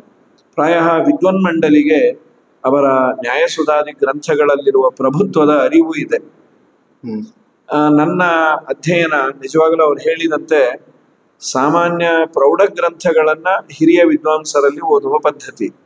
ನನ್ನ ಸೌಭಾಗ್ಯ ಏನು ಅಂದರೆ ರಾಮಶಬ್ದದಿಂದ ಆರಂಭ ಮಾಡಿಕೊಂಡು ಮಣಿಮಂಜರಿ ಗ್ರಂಥದಿಂದ ಆರಂಭ ಮಾಡಿಕೊಂಡು ಅವರೇ ನನಗೆ ಪಾಠವನ್ನು ಹೇಳಿದ್ದಾರೆ. ಸಣ್ಣ ವಯಸ್ಸಿನಲ್ಲಿ ಸುಮಾರು ಒಂದು 5-6 ವರ್ಷ ಇದ್ದಾಗ ವಾಕಿಂಗ್ ಅಂತ ಅವರು ಬರೋರು, ಆಗ ನನಗೆ ಪಾಠವನ್ನು ಹೇಳೋರು. ಅದಾದ ಮೇಲೆ ಅವರ ಮನೆಯೇ ಒಂದು ವಿದ್ಯಾ ಗುರುಕುಲ ಆಗಿತ್ತು, ವಿದ್ಯಾ ಮಂದಿರ ಅಂತ. ಅಲ್ಲಿಯ ವಿದ್ಯಾರ್ಥಿಗಳು ನಾವೆಲ್ಲ. ಅಲ್ಲಿ ಗುರುಗಳು ಸುಮಧ್ವ ವಿಜಯ, ತಾತ್ಪರ್ಯನಿರ್ಣಯಾದಿ ಗ್ರಂಥಗಳನ್ನು ಹೇಳಿ, ಮಧ್ಯದಲ್ಲಿ ನಾನು ಮತ್ತೆ ಡಿಸ್ಕಂಟಿನ್ಯೂ ಮಾಡಿದ್ದೆ. ಲೌಕಿಕವಾಗಿ SLC ಮುಗಿಸಿಕೊಂಡು ಡಿಪ್ಲೊಮಾ ಮೆಕ್ಯಾನಿಕಲ್ ಇಂಜಿನಿಯರಿಂಗ್ ಮುಗಿಸಿಕೊಂಡು ಪುನಃ ಸೆಳೆತಕ್ಕೆ ಒಳಗಾದೆ. ಆಗ ಜಯತೀರ್ಥ ವಿದ್ಯಾಪೀಠದಲ್ಲಿ ಪುನಃ ಹೊರಗಿನಿಂದ ಅಧ್ಯಯನವನ್ನು ಮಾಡ್ತಾ ಇದ್ದೆ. ವಿಶೇಷವಾಗಿ ಅವರಲ್ಲಿ ನ್ಯಾಯಾಮೃತ, ಭಾಗವತ, ಶ್ರೀಮನ್ ನ್ಯಾಯಸುಧಾದಿ ಗ್ರಂಥಗಳನ್ನು ಅಧ್ಯಯನ ಮಾಡಿದ್ದು. ಅವರು ಶಿಷ್ಯ ವಾತ್ಸಲ್ಯದಿಂದ ಚೆನ್ನಾಗಿ ಅಧ್ಯಯನ ಮಾಡಿದ್ದಾನೆ ಅಂತ ಹೇಳ್ತಾರೆ. ಅವರು ಹೇಳುವಷ್ಟು ಅಧ್ಯಯನವನ್ನು ನಾನು ಮಾಡಿಲ್ಲ. ಅವರು ಅಂದಿದ್ದಾರೆ ಅಂದರೆ ಒಂದಲ್ಲ ಒಂದು ದಿವಸ ಅದು ಆಗತ್ತೆ ಅನ್ನುವ ಪೂರ್ಣ ವಿಶ್ವಾಸ ನನಗೆ ಇದೆ. ಅವರು ಹೇಳಿದಂತೆ ಪ್ರವಚನಾದಿಗಳನ್ನು ಚೆನ್ನಾಗೇ ಮಾಡ್ತಾನೆ ಅನ್ನೋದಕ್ಕೆ ಒಂದೇ ಒಂದು ಮಾತು ನನಗೆ ಯಾರೋ ಹಿರಿಯರು ಹೇಳಿದರು. ನೀವು ನಿಮ್ಮ ತಾಯಿಯ ಕೈಯಲ್ಲಿ ಒಳ್ಳೆ ಭೋಜನವನ್ನು ಮಾಡಿರಬೇಕು. ಒಳ್ಳೆ ಭೋಜನ ಅಂದರೆ ರುಚಿದೊಂದು ಕಡೆ, ಪ್ರೀತಿ ವಿಶ್ವಾಸದಿಂದ ಅವರು ನಿಮಗೆ ಭೋಜನವನ್ನು ಹಾಕಿರಬೇಕು. ಅದಕ್ಕೆ ನಿಮ್ಮ ಮಾತು ಚೆನ್ನಾಗಿರುತ್ತೆ ಅಂತ. ಹೆತ್ತ ತಾಯಿನೂ ಅದನ್ನು ಮಾಡಿದ್ದಾರೆ. ಅದಿಲ್ಲದೆ ಜಗತ್ತಿಗೆ ಸತ್ಯಾತ್ಮ ತೀರ್ಥರಂತಹ ಮಹಾನುಭಾವರನ್ನ ಕೊಟ್ಟ ಮಹತಾಯಿ ನಮ್ಮ ಗುರುಪತ್ನಿ. ಅವರು ನಮಗೆ ಅಡಿಗೆಯನ್ನು ಮಾಡಿ ಹಾಕೋರು. ಅವರ ಮನೆಯಲ್ಲಿ ನಾವಿದ್ದಾಗ ಅವರು ಅಡಿಗೆಯನ್ನು ಮಾಡಿ ಹಾಕಿದ್ರು. ಆ ಅಡಿಗೆಯನ್ನು ನಾವು ಉಂಡ ಫಲವೋ ಏನೋ, 1-2 ಮಾತು ನಾವು ಆಡ್ತೇವೆ, ಆಡಿದ್ದು 4 ಜನಕ್ಕೆ ಹಿಡಿಸತ್ತೆ. ಇವೆಲ್ಲ ಕಾರಣಗಳು. ನಾವು ಆಡೋದಲ್ಲ, ಅದರ ಹಿಂದಿನ ಪುಣ್ಯವಂತರು ಹಾಕಿದ ಸರಕಿನ ಆ ಸೊಬಗು ನಮ್ಮಿಂದ ನುಡಿಸ್ತಾ ಇದೆ ಅಂತ ನನ್ನ ಭಾವನೆ. ಇಷ್ಟೆ. ಅದೇ ಎಷ್ಟು ಅಚ್ಚುಕಟ್ಟಾಗಿ ಹೇಳಿದ್ರಿ ಅಂದ್ರೆ ಅದು ಇನ್ನ ಭಕ್ತಿ ಉಕ್ಕೇ ಇರ್ತದೆ ಆಚಾರ್ಯ. ಆ ರೀತಿಯಿಂದ ನೀವು ಅದನ್ನ ಹೇಳಿದ್ರಿ. ಮುಂದೆ ಹೋಗೋದಾದ್ರೆ ಒಂದು ಇಂಪಾರ್ಟೆಂಟ್ ಕ್ವಶನ್ ನಮಗ್ ತಲೆಗೆ ಹೊಡೆದಿದ್ದು ಅಂದ್ರೆ, ನೀವು ಚಿಕ್ಕಂದಿನಿಂದ ರೂಢಿಸ್ಕೊಂಡು ಒಂದು ಸ್ವಭಾವ ಈಗ ನಿಮ್ಗೆ ಅದು ತುಂಬಾ ಅನುಕೂಲ ಆಗ್ತಿದೆ ಅನ್ನೋದಾದ್ರೆ, ಅದು ಮೀನ್ಸ್ ಈ ನಮ್ ಜನರೇಷನ್ಗೂ ಆಗಿರ್ಬೋದು, ನಮ್ಗಿನ್ನ ಚಿಕ್ಕವ್ರಿಗೂ ಆಗಿರ್ಬೋದು, ಅದನ್ನ ಒಂದು ನೀವು ಇದನ್ನ ಶುರು ಮಾಡ್ರಿ ಅಥವಾ ಇದನ್ನ ನೀವು ರೂಢಿಸ್ಕೊಂಡ್ರೆ ನಿಮ್ಗೂ ಅನುಕೂಲ ಆಗತ್ತೆ ಅನ್ನೋದಾದ್ರೆ ಯಾವ್ದನ್ನ ನಾವು ಫಾಲೋ ಮಾಡ್ಬೇಕು? ಆಧ್ಯಾತ್ಮಿಕ ಮಾರ್ಗದಲ್ಲಿ ಹೋಗುವ ಪ್ರತಿಯೊಬ್ಬ ಯುವಕರಿಗೆ ಒಂದು ಸಣ್ಣ ಸಲಹೆ ಅಥವಾ ಪ್ರಾರ್ಥನೆ ಏನ್ ಬೇಕಾದ್ರೆ ಅನ್ಕೊಳ್ಬಹುದು. ಅನೇಕ ಜನ ಮಾಡ್ತಾ ಇದ್ದಾರೆ. ಇನ್ನೂ ಮಾಡಬೇಕಾದದ್ದೇನಂತಂದ್ರೆ, ನಿತ್ಯದಲ್ಲಿ 1 ಗಂಟೆ ನನ್ನ ಪಾರಾಯಣಕ್ಕಾಗಿ ಅಂತ ಇಟ್ಕೊಳ್ಳುವ. ಪಾರಾಯಣದಲ್ಲಿ ಕೆಲವು ಸಿಲೆಬಸ್ಸನ್ನು ನಿತ್ಯ ಮಾಡೋದೆ. ಇನ್ನು ವಾರದಲ್ಲಿ 1 ದಿವಸ, ಇದು 1 ದಿವಸ ನನಗೆ ಸಮಯ ಎಷ್ಟಿದೆಯೋ, ನಿಮ್ಮ ಸಮಯ ನಿಮಗೆ ಬಿಟ್ಟದ್ದು. ಸಿಟಿಯಲ್ಲಿ ಇದ್ದವರಿಗೆ ಸಮಯದ ಕೊರತೆ ತುಂಬ ಇದೆ. ಟ್ರಾಫಿಕಲ್ಲಿ ಹೋಗಿ ಬರೋದು ಇವೆಲ್ಲ ಆಗಿಬಿಡುತ್ತೆ. ಮತ್ತು ಅವರ ವರ್ಕ್ ಲೋಡು, ವರ್ಕ್ ಶೆಡ್ಯೂಲು ಅದನ್ನು ನೋಡಿಕೊಂಡು ಮಾಡಲಿ. ಏನೇ ಮಾಡುವುದಾದರೂ 1 ಗಂಟೆ ನನಗಾಗಿ ಪಾರಾಯಣಕ್ಕೆ ಮೀಸಲಿಡೋದು ಅಂತ. ಇದರ ಜೊತೆಯಲ್ಲಿ ನಿಮ್ಮ ಬಡಾವಣೆಗಳಲ್ಲಿ ಇರುವಂತಹ ಯುವಕರು, ಸಮಾನ ಮನಸ್ಕರು ಎಲ್ಲ ಸೇರಿ 10 ಜನವೋ 15 ಜನವೋ ಸೇರಿ ವಾರದಲ್ಲಿ 1 ದಿವಸ, ಶನಿವಾರ ಆಗ್ಬೋದು, ಭಾನುವಾರ ಆಗ್ಬೋದು, ಯಾವ ಸಮಯ ಆದರೂ ಪರವಾಗಿಲ್ಲ, ಬೆಳಗ್ಗೆ ಮಾಡಿದರೆ ಒಳ್ಳೆಯದು, ಇಲ್ಲ ರಾತ್ರಿ ಆಗತ್ತಾ ರಾತ್ರಿ ಆದರೂ ಸಾಮೂಹಿಕವಾಗಿ ಒಂದ್ಯಾವುದಾದ್ರೂ ಪಾರಾಯಣವನ್ನು ಮಾಡೋದು. ವಾಯುಸ್ತುತಿಯೋ, ಸುಂದರಕಾಂಡವೋ, ಸುಮಧ್ವ ವಿಜಯವೋ, ಅದು ಸಮಯ ನಿಮಗೆ ಬಿಟ್ಟದ್ದು. ಮತ್ತೆ 1 ಗಂಟೆಯೋ 1.5 ಗಂಟೆಯೋ. ಪ್ರಾರಂಭಿಕ ಹಂತದಲ್ಲಿ ತುಂಬ ಹೊತ್ತು ಮಾಡೋದು ಬೇಡ, ಯಾಕೆಂದರೆ ಅದರ ಬಗ್ಗೆ ಬೇಸರ ಬರಬಹುದು. ಮಾಡುವಂತಹ ಮಂತ್ರಸ್ತೋತ್ರಗಳನ್ನು ಸ್ಪಷ್ಟವಾಗಿ ಉಚ್ಚಾರಣೆಯನ್ನು ಮಾಡೋದನ್ನು ಮೊದಲು ಕಲಿಬೇಕು. ಯಾಕೆಂದರೆ ನಾವು ಮಾಡ್ತಾ ಮಾಡ್ತಾ ಏನಾಗುತ್ತೆ, ತಪ್ಪು ಪಾರಾಯಣ ಮಾಡ್ತಾ ಇದ್ರೆ ಎರೇಸ್ ಮಾಡೋದು ತುಂಬಾ ಕಷ್ಟ.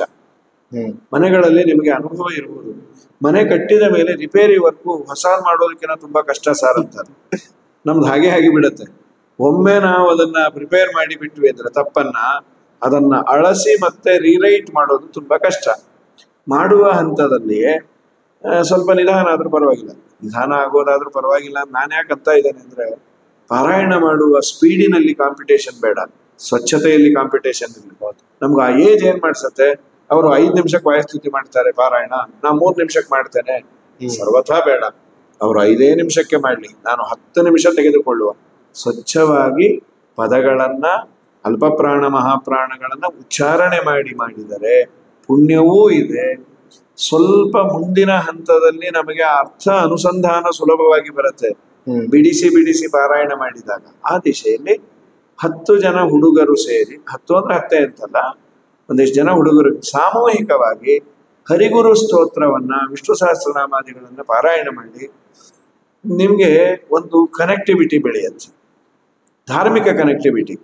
ನಿಮ್ಮ ಬಡಾವಣೆಯಲ್ಲೇ ಇರುವಂತಹ ಕೆಲವ್ರ ಮನೆಗೆ ಹೋಗಿ, ಈ ಭಾನುವಾರ ನಿಮ್ಮ ಮನೆಯಲ್ಲಿ ಪಾರಾಯಣ, ಮತ್ತೊಂದು ಭಾನುವಾರ ಅವ್ರ ಮನೆಯಲ್ಲಿ ಪಾರಾಯಣ. They need not to give anything, ಯಾವ ಫೀಸ್ ಬೇಡ. ಏನಾಗತ್ತೆ, ನಮ್ಮ ಮನೆಗಳಲ್ಲಿ ಪಾರಾಯಣ ಮಾಡಿದಾಗ ಪುಟ್ಟ ಮಕ್ಕಳಿಗೆ ಅನ್ಸತ್ತೆ, ನಾನು ಅದನ್ನ ಪಾರಾಯಣ ಮಾಡ್ತೇನೆ. ಎಷ್ಟು ಸುಲಭವಾಗಿ ನಾವು, ಅಂಡ್ ಕನೆಕ್ಟಿವಿಟಿ. ನಾವು ಸುಮ್ಮನೆ ಹೋಗಿ ಮಾತಾಡಿಕೊಂಡು ಬರೋದಕ್ಕೂ 10 ಜನ ಅವ್ರ ಮನೆಗೆ ಹೋಗಿ ಒಂದಿಷ್ಟು ಪುಣ್ಯವನ್ನ ಕೊಟ್ಟು ಬರೋದಕ್ಕೂ ಎಷ್ಟು ವ್ಯತ್ಯಾಸ ಇದೆ. ಅದನ್ನ ಮಾಡೋದು ಅತಿ ಮೊದಲು ಮಾಡಬೇಕಾದದ್ದು ಸಂಘಟನೆ, ಧಾರ್ಮಿಕ ಸಂಘಟನೆ. ಇದು ಒಂದು ಕ್ರಾಂತಿ ಕೂಡ ಆಗುತ್ತೆ ಆಚಾರ್ಯ. ಈ ರೀತಿ ಮಾಡೋದ್ರಿಂದಾಗಿ ದೊಡ್ಡವ್ರು ಮಾತ್ರ ಪಾರಾಯಣಕ್ಕೆ ಸೀಮಿತ ಆಗ್ದೇನೆ ಚಿಕ್ಕವ್ರು ಕೂಡ ಇನ್ಕ್ಲೂಡ್ ಆದ್ರೆ ಮತ್ತೆ ಕಂಟಿನ್ಯೂ ಆಗ್ಬೋದು. ಈಗ ಈ ಭಾನುವಾರ ನಾನು ನಿಮ್ಮ ಮನೆಗೆ ಬಂದಿನಿ, ನೆಕ್ಸ್ಟ್ ಭಾನುವಾರ ಅವ್ರ ಮನೆಗೆ ಹೋಗ್ತೀವಿ ಅಂದ್ರೆ ಅವ್ರ ಫ್ರೆಂಡ್ಸ್ ಕೂಡ ಆಗ್ತಾರೆ. ಈ ಪದ್ಧತಿ ಅನ್ನೋದು ಒಂದು ಬೆಳೆಯುತ್ತೆ. ಇದೊಂದು ಕ್ರಾಂತಿ ಆದ್ರೂ ಏನು ದೊಡ್ಡ ವಿಚಾರ ಅಲ್ಲ. ಆಕ್ಚುಲಿ ಅದು ಒಂದು ಒಳ್ಳೆ ಪಾಯಿಂಟ್. ಇವಾಗ ಯುವಕರಲ್ಲಿ ಇರುವಂತಹ ಒಂದು ಪ್ರಾಮಿನೆಂಟ್ ಒಂದು ಕ್ವಶನ್ ಇದೆ. ಈಗ ಎಲ್ಲರೂ ಒಂದು ಡೆಸ್ಟಿನಿ ಇದ್ದೇ ಇರುತ್ತೆ ಅಂತ ಒಂದು ಅಭಿಪ್ರಾಯ ಇದೆ. ಅಂದ್ರೆ ದೇವ್ರು ಒಂದು ಆಲ್ರೆಡಿ ನಮ್ಗೆ ಒಂದು ರೋಡ್ ಮ್ಯಾಪ್ ಇಟ್ಟಿರ್ತಾನೆ, ಒಂದು ಫೈನಲ್ ಡೆಸ್ಟಿನೇಷನ್ ಇದ್ದೇ ಇರುತ್ತೆ. ಅದು ಆಟೋಮ್ಯಾಟಿಕಲಿ ನನ್ನ ಲೈಫಲ್ಲಿ ಬಂದೇ ಬರುತ್ತೆ. ನಾನಾಗಿ ಯಾಕೆ ಭಕ್ತಿ ಮಾರ್ಗಕ್ಕೆ ಬರಬೇಕು ಅಥವಾ ಈ ಪಾರಾಯಣ ಇತ್ಯಾದಿಗಳು ಮಾಡಬೇಕು? ಆಲ್ರೆಡಿ ಒಂದು ಪಾತ್ ದೇವ್ರು ನಮ್ಗೆ ಸೆಟ್ ಮಾಡಿರ್ಬೇಕಾರೆ ನಾನು ಯಾಕೆ ಸ್ಪೆಷಲ್ ಆಗೋದಕ್ಕೆ ಎಫರ್ಟ್ಸ್ ಹಾಕಬೇಕು ಅಂತ ಪ್ರಶ್ನೆ ಇದೆ.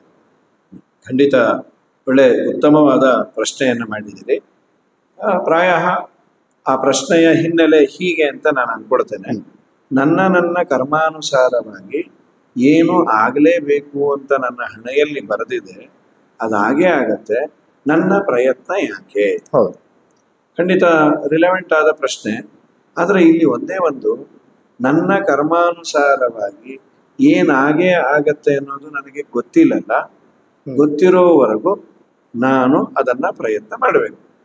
ಕರ್ಮ, ಧರ್ಮ, ಶಾಸ್ತ್ರ ಅದೆಲ್ಲ ಬಿಡಿ. SLC ನಾನು ಕಟ್ಟಿದ್ದೇನೆ. ನನ್ನ ಹಣೆಯಲ್ಲಿ ದೇವರು ಇಷ್ಟು ಪರ್ಸೆಂಟೇಜನ್ನು ಕೊಡಬೇಕು ಅಂತ ಇದ್ದಾನೆ ಅಂಥೇಳಿ ನಾನು ಶಾಲೆಗೆ ಹೋಗದೆ, ಟ್ಯೂಷನ್ನಿಗೂ ಹೋಗದೆ, ಅಭ್ಯಾಸವನ್ನು ಮಾಡದೆ, ಎಕ್ಸಾಮಿನೇಷನ್ ಹಾಲ್ಗೂ ಹೋಗದೆ ಇದ್ರೆ can I get so much of marks? ಬರಲ್ಲ. Impractical and impossible. ದೇವರು ಒಂದು ವ್ಯವಸ್ಥೆಯನ್ನ ಮಾಡಿದ್ದಾನೆ. ನಿನ್ನ ಕರ್ಮಾನುಸಾರವಾಗಿ ನಾನು ಫಲವನ್ನ ಕೊಡಬೇಕಾದರೆ ನೀನು ಇವೆಲ್ಲವನ್ನ ಮಾಡಿದರೇನೆ ನಾನು ನಿನಗೆ ಕೊಡೋದು. ನೀನು ಇದೆಲ್ಲವನ್ನ ಮಾಡಬೇಕು. ನಿನ್ನಲ್ಲಿ ನಿಂತು ಮಾಡಿಸ್ತೇನೆ, ಪ್ರಯತ್ನವನ್ನ ನೀನು ಮಾಡಬೇಕು. ಪ್ರಯತ್ನವನ್ನ ನೀನು ಚೂರು ಮಾಡಲಿಲ್ಲ ಅಂತಾದರೆ ನಾನು ನಿನಗೆ ಯಾವುದನ್ನು ಕೊಡೋದಿಲ್ಲ ಅಂತ ದೇವರ ವ್ಯವಸ್ಥೆ ಹೀಗಿದೆ. ಸೊ ನನ್ನ ಪಾತ್, ನನ್ನ ದಾರಿಯನ್ನ ನನಗೆ ತಿಳುವಳಿಕೆ ಇದೆ. 2 ಹಂತ ಇದೆ. ಶಾಲೆಗೆ ಹೋಗುವ ಸಣ್ಣ ಮಗುವಿಗೆ ಶಾಲೆ ಅಂದರೆ ಭಯ, ಶಾಲೆ ಅಂದರೆ ಅದಕ್ಕೆ ಹಿಂಜರಿಕೆ, ಅದಕ್ಕೆ ದಾರಿಯಲ್ಲಿ ಹೋಗ್ಲಿಕ್ಕೆ ಭಯ, ಪುಟ್ಟದದು. ಆಗ ಅಪ್ಪ ಅಮ್ಮನ ಜವಾಬ್ದಾರಿ ಇದೆ. ಶಾಲೆಗೆ ಕರೆದುಕೊಂಡು ಹೋಗಿ ಬಿಟ್ಟು ಮತ್ತೆ ಕರೆದುಕೊಂಡು ಬಂದು ಶಾಲೆಯ ಬಗ್ಗೆ ರತಿ ಹುಟ್ಟುವಂತೆ ಹೋದರೆ ನನಗೆ ಅಲ್ಲಿ ಸಂತೋಷ ಆಗತ್ತೆ ಅಂತ. ಇನ್ನೂ ನಾನು ಎಜುಕೇಶನ್ ಇಂದ ದೊಡ್ಡವನಾಗ್ತೇನೆ ಅಂತಲ್ಲ, ಇಲ್ಲಿಗಿನ್ನ ಅಲ್ಲಿ ಚೆನ್ನಾಗಿದೆ ಅನ್ನೋ ವಾತಾವರಣಕ್ಕೆ ಹೊಂದ್ಕೊಳ್ಬೇಕಾದ್ರೆ ಮನಸ್ಸಿಗೆ ಆ ವಾತಾವರಣದ ಒಂದು ಆಸ್ವಾದನೆ ಮಾಡುವ ಯೋಗ್ಯತೆ ಬೇಕು. ಅದನ್ನ ಟ್ಯೂನ್ ಅಪ್ ಮಾಡೋದು ನಮ್ಮ ಜವಾಬ್ದಾರಿ. ಹಾಗೆ ನಾವಿನ್ನು ಶೈಶವಾವಸ್ಥೆಯಲ್ಲೇ ಇದ್ದೇವೆ, ಕರ್ಮದ ಶೈಶವಾವಸ್ಥೆಯಲ್ಲಿ ಇರುವವರು ನಾವು ಹಿರಿಯರು ಹೇಳಿದಂತೆ, ನನ್ನ ಮಕ್ಕಳಿಗೆ ನಾನು ಹೇಳಿದಂತೆ ಕೇಳು, ನೀನು ಮಾತಾಡಬೇಡ ಅಂತ ಸಣ್ಣ ಮಕ್ಕಳಿಗೆ ಹೇಳ್ತೀವಲ್ಲ, ನಿನಗೆ ಒಂದು ದಿವಸ ಇದರಿಂದ ಪ್ರಯೋಜನದ ಬಗ್ಗೆ ಗೊತ್ತಾಗತ್ತೆ. ಹಾಗೆ ನನ್ನ ಹಿರಿಯರು ಹೇಳಿದ್ದಾರೆ, ಇದನ್ನ ನೀನು ಕಾಲಕ್ಕೆ ಮಾಡು. ಹೌದು, ನಿನಗೊಂದಿನ ಯಾಕೆ ಮಾಡಿದೆ ಅನ್ನೋದು ನಿನಗೆ ರಿಯಲೈಸ್ ಆಗುತ್ತೆ. ನಾನು ಇವತ್ತಿನ ಲ್ಯಾಂಗ್ವೇಜ್ ಅಲ್ಲಿ ಹೇಳ್ಬೇಕಾದ್ರೆ, ನಾವೊಂದು ಯಾವುದೋ ಫೋನಲ್ಲೋ ಕಂಪ್ಯೂಟರಲ್ಲೋ ಒಂದು ಬ್ಯಾಂಕಿಂಗೋ ಅಥವಾ ಸಮಥಿಂಗ್ ಇದನ್ನ ಮಾಡ್ತೇವೆ ವ್ಯವಹಾರ. ಅದು ನನ್ನ ಫೋನಿಗೆ OTP ಬರುತ್ತೆ, ಒನ್ ಟೈಮ್ ಪಾಸ್ವರ್ಡ್. ಹೌದು. ಸೊ ಅದು ನನ್ನ ಫೋನ್ ಮಾತ್ರ ಬರಬೇಕು. ಅದು ಊರವ್ರ ಫೋನ್ಗೆಲ್ಲ ಬಂದ್ರೆ ಅದು OTP ಆಗಲ್ಲ, OTOP ಆಗತ್ತೆ ಅಂತಿರ್ತೇನೆ ನಾನು. ಹಾಗೆ ನಾನು ಮಾಡಿದ ಸತ್ಕರ್ಮಗಳ ಆಚರಣೆಯಿಂದ ಪ್ರೀತನಾಗಿ ಭಗವಂತ ಒಂದು ಅಕ್ನಾಲೆಜ್ಮೆಂಟ್ ಕೊಡ್ತಾನಲ್ಲ, ಒಂದು ಸಂತೋಷ, ಅದು OTP ಇದ್ದ ಹಾಗೆ. ಮಾಡಿದವನಿಗೆ ಅದು ಗೊತ್ತಿದೆ. ಮಾಡುವವನಿಗೆ ಡೆಫಿನೆಟ್ಲಿ ಅವನು ಪ್ರಾಮಾಣಿಕ ಆಗಿದ್ರೆ, ಸರ್ ನಾನು ಪಾರಾಯಣ ಮಾಡಿದೆ, ನಾನು ಇನ್ಯಾವುದೋ ಏಕಾದಶಿಯನ್ನ ಮಾಡಿದೆ, ಇನ್ಯಾವುದೋ ಸಜ್ಜನರ ಜೊತೆ ಇದ್ದೆ, ನನಗೆ ಗೊತ್ತಿಲ್ಲದ ಒಂದು ಮಾನಸಿಕ ನೆಮ್ಮದಿ ನಂಗೆ ಸಿಕ್ಕಿದೆ. You can't show it, you can feel it. Definite. ಅದಕ್ಕೆ ನಾನು ಹೇಳೋದು ಗೊತ್ತಾ, before asking which is possible, first you do it. ಮಾಡಿಬಿಡ್ತು, ಇದಕ್ಕೆ ಇನ್ವೆಸ್ಟ್ಮೆಂಟ್ ಏನಿಲ್ಲ. ಮಾಡಿ ಆದ್ಮೇಲೆ ಸ್ವಲ್ಪ ದಿನ ಬಿಟ್ಟು, ಮಾಡಿದ ಮಾರನೇ ದಿನನೇ ಬೇಕು ಅಂತಲ್ಲ, ಪ್ರಾಮಾಣಿಕವಾಗಿ 1-2 ತಿಂಗಳು ಪಾರಾಯಣವನ್ನು ಮಾಡು, 1-2 ತಿಂಗಳು ಒಳ್ಳೆ ವಿಚಾರಗಳನ್ನ ಆಸ್ವಾದನೆ ಮಾಡು. ನಿನಗೇ ನೀನು ಉತ್ತರ ಕೊಟ್ಕೊಳ್ತಿ, ಏನಂತ, ತುಂಬಾ ಲಾಸ್ ಮಾಡ್ಕೊಂಡೆ ಅಂತ. ಇದನ್ನ ನಾನು ಹೇಳೋದು. ಮಾಡದೆ ಆಡೋದಕ್ಕಿನ್ನ ಮಾಡಿ ಆಡಿದರೆ ಮಾತು ಕಡಿಮೆ ಆಗತ್ತವ. ಇದು ನನ್ನ ಅನಿಸಿಕೆಯೂ ಹೌದು, ಅನುಭವವೂ ಹೌದು. ಈಗ ಈ ನೀವು ಹೇಳಿದ ಆದರ್ಶ ಹೇಗಾಗುತ್ತೆ ಅಂತಂದ್ರೆ, ನಮ್ ಟೀಮ್ ಅವ್ರು ನಾವು ಮಾತಾಡ್ತಿರ್ಬೇಕಾದ್ರೆ ಇದೊಂದು ಸೈಕಲ್ ಇದೆ ಆಚಾರ್ಯ ಈ ಚಾನೆಲ್ ಹುಟ್ಟಿರೋದ್ರಿಂದ. ಒಂದು ಏನು ಅಂತಂದ್ರೆ, ದೇವ್ರ ಪೂಜೆ ಮಾಡೋ ಟೈಮಲ್ಲಿ ಗಂಧ ತೆಗಿಬೇಕಾದ್ರೆ ಯಾವ ಮಂತ್ರ ಹೇಳ್ಬೇಕು ಹಾಗೆ ಅಂತ ಒಂದು ಸಮಸ್ಯೆ ಇದ್ದಾಗ ನಮ್ಗೆ ಫೋರ್ಸ್ ಮಾಡ್ತೇವೆ, ನಮ್ಗೆ ನಮ್ಮ ಅಣ್ಣಂಗೆ, ಇಲ್ಲ ವಿಷ್ಣು ಸ್ತುತಿ ಕೇಳ್ರಿ ಅಂತ. ವಿಷ್ಣು ಸ್ತುತಿ ತುಂಬಾ ವಿಶಾಲವಾದಂತ ಸ್ತೋತ್ರ, ಹೇಗೆ ಕೇಳೋದು ಹೇಗೆ ಅಂತ ಗೊತ್ತಾಗಿಲ್ಲ. ಆವಾಗ ಅಮ್ಮ ಅಂತಿದ್ರು, ನಾನು ಫೋನಲ್ಲಿ ಹಚ್ಚಿರ್ತೇನೆ ವಿಷ್ಣು ಸ್ತುತಿ, ಅದು ನೀವು ವ್ಯಾಸರಾಜ ಮಠ ಯೂಟ್ಯೂಬ್ ಚಾನಲ್ ಇದೆ, ನೀವು ಹೇಳಿರೋದು. ಅದು ಹೇಗಿದೆ ಅಂತಂದ್ರೆ, ಫಸ್ಟ್ 18 ಶ್ಲೋಕ ಒಂದ್ ದಿವಸ ಹೇಳಿದ್ರಿ, ಮಿಕ್ಕಿ ಶ್ಲೋಕ ಇನ್ನೊಂದು ಅದು ಎಲ್ಲ 2 ಕೊಲಾಬ್ರೇಷನ್ ಮಾಡಿದೆ. ಅದು ಫಸ್ಟ್ 18 ಶ್ಲೋಕ ಹೇಳೋದು ಗಂಧ ತೆಗೆ ಇಟ್ಕೊಂಡ್ವಿ. ಅದಾದ್ಮೇಲೆ ಇದಕ್ಕೆ ಅಕ್ಷತೆ ಮಾಡಕ್ಕೆ ಅದು ನೆಕ್ಸ್ಟ್ ಪಾರ್ಟ್ ಇಟ್ಕೊಂಡ್ವಿ. ಅದಾದ್ಮೇಲೆ ಅದು ಒಂಥರ ಎನರ್ಜಿ ಬಂದ್ಬಿಡುತ್ತೆ. ಇಲ್ಲ ಗಂಧ ತೆಗಿಬೇಕಾದ್ರೆ ಇದು ವಿಷ್ಣು ಸ್ತುತಿ ಹೇಳಿದ್ವಿ, ಅದು ಒಂಥರ ಪಾಸಿಟಿವ್ ಎನರ್ಜಿ ಇಡೀ ದಿವಸ ಬರುತ್ತೆ. ಇದು ಮುಂದೆ ಏನಾಗುತ್ತೆ ಅಂತಂದ್ರೆ, ಸತ್ಯಸಂಧೆ ವಿಷಯ ಓದಕ್ಕೆ ಒಂಥರ ಇನ್ಸ್ಪಿರೇಷನ್ ಆಯ್ತು. ಅದೇ ಇದು ಈಗ ಸತ್ಯಸಂಧೆ ವಿಷಯ ಹೋದಾದ್ಮೇಲೆ ಯಾಕೆ ಈ ಚಾನೆಲ್ ಶುರು ಮಾಡಬಾರ್ದು, ಇದನ್ನ ಎಲ್ರಿಗೂ ಯಾಕೆ ಹೇಳ್ಬಾರ್ದು, ಎಷ್ಟು ಚೆನ್ನಾಗಿದೆ, ಎಷ್ಟು ನಮ್ ಹಿರಿಯರು ಹಿರಿಯ ಸನ್ಯಾಸಿಗಳು ಎಷ್ಟು ಚೆನ್ನಾಗಿ ಮಾಡಿದ್ದಾರೆ. ಇದೊಂಥರ ಇನ್ಸ್ಪಿರೇಷನ್ ನಿಮ್ಮಿಂದನೇ ಬಂದಿದೆ ಆಚಾರ್ಯ. ಅದೊಂದು ವಿಷ್ಣು ಸ್ತುತಿ ಸ್ತೋತ್ರದಿಂದ ಅದನ್ನ ಸತ್ಯಸಂಧೆ ವಿಜಯ ಕೇಳಿತ್ತು, ಸತ್ಯಸಂಧೆ ವಿಜಯದಿಂದ ಈ ಚಾನೆಲ್ ಗೆಳಿತ್ತು. ಇವಾಗ ನಮ್ಗೆ ಏನನ್ಸುತ್ತೆ, ಇವಾಗ ಒಂಥರ ಖುಷಿ ಇದೆ ನಮ್ಗೆ. ಆಕ್ಚುಲಿ ಇದೊಂದು ಪ್ರಯತ್ನ ಮಾಡ್ತಿರೋದಕ್ಕೆ ಎಷ್ಟು ಒಂಥರ, ನೀವ್ ಹೇಳ್ತಿರಲ್ಲ, ಪ್ರಯತ್ನ ಪಟ್ಟಾದ್ಮೇಲೆ ಇವಾಗ ಜನ ಎಲ್ಲ ನೋಡ್ತಾರೆ, ಇದಕ್ಕೆಲ್ಲ ಕೇಳ್ತಿರ್ಬೇಕಾರೆ, ಇಲ್ಲ ಇದೊಂದು ಸ್ತೋತ್ರದಿಂದ ಇದೆಲ್ಲ ಶುರು ಆಯ್ತು ಅಂತ ಹೇಳಕ್ ಒಂಥರ ಖುಷಿ ಆಗ್ತಿರೋದು ಆಚಾರ. ಅವಾಗ ತುಂಬಾ ಧನ್ಯವಾದಗಳು. ಅದು ನೋಡಿ, ದೊಡ್ಡವರ ಮಾತಿನಲ್ಲಿರುವ ಯೋಗ್ಯತೆ ಅದು. ಭಕ್ತಿಯಿಂದ ವಿಷ್ಣು ಸ್ತುತಿಯನ್ನ ಸತ್ಯಸಂಧರು ಮಾಡಿದ್ದು, ಅದು ಭಗವಂತ ನನಗೆ ಅದು ಹಿಡಿಸಿ ಸಾವಿರಾರು ಜನಕ್ಕೆ ಅದು ಇನ್ಸ್ಪೈರ್ ಆಗುವಂತೆ ನಿಮ್ಮ ಮುಖಾಂತರ ಮಾಡ್ತೀಯನೆಂದ್ರೆ, ಆ ಸ್ತೋತ್ರದ ತಾಕತ್ತು, ವಿಷ್ಣುವಿನಲ್ಲಿ ತಾಕತ್ತಿದ್ದೇ ಇದೆ, ಅದರಲ್ಲಿ ನಿರ್ವಿವಾದ. ದೇವರು ಯಾವುದಾದ್ರೂ ಒಂದು ಸಣ್ಣ ಸ್ತುತಿಯಿಂದ ಇನ್ಸ್ಪೈರ್ ಮಾಡ್ತಾನೆ ಅನ್ನೋದಕ್ಕೆ ಇದು ದೊಡ್ಡ ಸಾಕ್ಷಿ. ತುಂಬಾ ಸಂತೋಷ. ಇವಾಗ ನಮ್ಗೆ ಒಬ್ಬರಿಂದ ಒಂದು ಪ್ರಶ್ನೆ ಬಂದಿತ್ತು ಆಚಾರ್ಯ. ಅವ್ರು ಕೇಳ್ತಿರೋ ಪ್ರಶ್ನೆ, ಯುವತಿಯರ ನಿತ್ಯ ಕರ್ಮಾನುಷ್ಠಾನ ಹಾಗೂ ಸ್ಪೆಸಿಫಿಕಲಿ ಗುರು ಮಂತ್ರದ ಮಹತ್ವ ಏನು ಅಂತ ಕೇಳುವಂತ ಅವ್ರ ಪ್ರಯತ್ನ ಇದೆ, ಅವ್ರು ತಿಳ್ಕೊಳ್ಳುವಂತ ಪ್ರಯತ್ನ. ಯುವತಿಯರ ನಿತ್ಯ ಕರ್ಮಾನುಷ್ಠಾನ ಅದು 2 ಆಗಿದೆ ಇವತ್ತು. ಯುವತಿಯರು ಅಂತ ಎಲ್ಲರಿಗೂ ಕಾಮನ್ ಆಗಿ ಹೇಳುವಂಥದ್ದು ಕೆಲವೊಂದು. ಇಲ್ಲಿ ಜಾತಿ ರೀತಿ ನೀತಿ ಯಾವುದೂ ಇಲ್ಲ. ಎಲ್ಲರೂ ಈ ಭಾರತೀಯರ ಒಂದು ಸಂಸ್ಕಾರ ಸಂಸ್ಕೃತಿಯ ಪ್ರಕಾರ ಹೆಣ್ಣು ಅಂದ್ರೆ ಒಂದು ಪೂಜ್ಯ ಭಾವನೆ ಇದೆ. ಹೆಣ್ಣಿಗೆ ತುಂಬ ಮರ್ಯಾದೆಯನ್ನು ಕೊಡುವ ದೇಶ. ಎಲ್ಲ ದೇಶದಲ್ಲೂ ಕೊಡಬಹುದು. ಈಗ ನಾನು ಸೀಮಿತವಾಗಿ ಮಾತಾಡೋದ್ರಿಂದ ಹಾ. ನಮ್ಮ ಭಾರತ ದೇಶದ ಬಗ್ಗೆ ಮಾತಾಡ್ತೀನಿ. ಯಾಕೆಂದ್ರೆ ಇವತ್ತು ಏನ್ ಮಾತಾಡಿದ್ರು ಸ್ವಲ್ಪ ಸಮಸ್ಯೆ ಆಗುತ್ತೆ, ನಮ್ಮ ದೇಶದಲ್ಲಿ ಕೊಟ್ಟಿಲ್ವಾ ಅಂತ. ನನ್ನ ಮನೆಯಲ್ಲಿ ನಾನು ಕೊಡ್ತಾ ಇದ್ದೇವೆ, ಇನ್ನೊಬ್ಬರ ಮನೆಯಲ್ಲಿ ಕೊಟ್ಟಿಲ್ಲ ಅಂತ ಇದಕ್ಕೆ ಅಭಿಪ್ರಾಯ ಅಲ್ಲ. ಅದು ಮೊದಲನೇದು. ಹೆಣ್ಣು ಯಾವತ್ತು ತಾಯಿಯಾಗಿ, ಮಡದಿಯಾಗಿ, ಅಕ್ಕ ತಂಗಿಯಾಗಿ,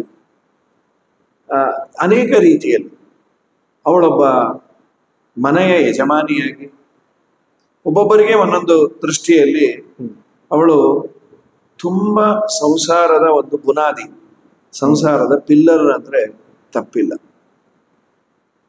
ಸಮಾಜದಲ್ಲಿ ಹೆಣ್ಣಿಗೆ ತುಂಬ ಗೌರವ ಇದೆ, ಅಮೂಲ್ಯವಾದ ಪದಾರ್ಥ.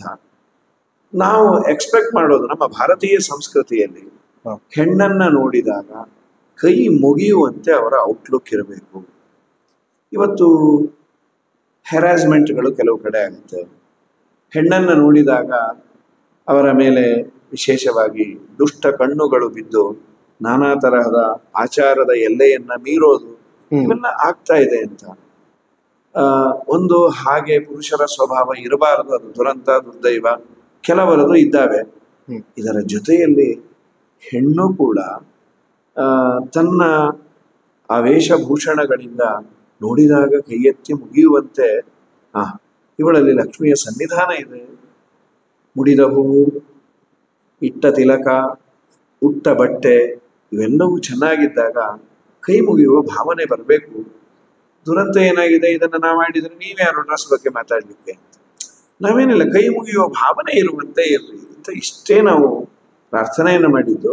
ನಮ್ಮ ಮಕ್ಕಳಿಗೆ ನಾವು ಆ ಥರದ ವೇಷಭೂಷಣಗಳನ್ನ ಹಾಕುವ ಪ್ರಯತ್ನವನ್ನ ಮಾಡಿ. ಇದು ಒಂದು ಕಡೆ ವೇಷಭೂಷಣದ್ದು ಒಂದಾಯ್ತು.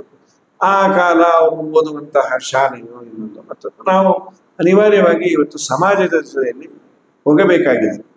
ನನ್ನ ಮನೆಯಲ್ಲಿ ನಾನು ಹೇಳಿಕೊಡಲೇಬೇಕಾದ, ಮಾಡಲೇಬೇಕಾದ ಸಂಸ್ಕಾರಗಳು ಅಂತಂದ್ರೆ ಹಿರಿಯರಿಗೆ ಬಗ್ಗಿ ನಡೆಯುವ, ಬೆಳಗ್ಗೆ ಎದ್ದು ನಮಸ್ಕಾರವನ್ನು ಮಾಡುವುದು.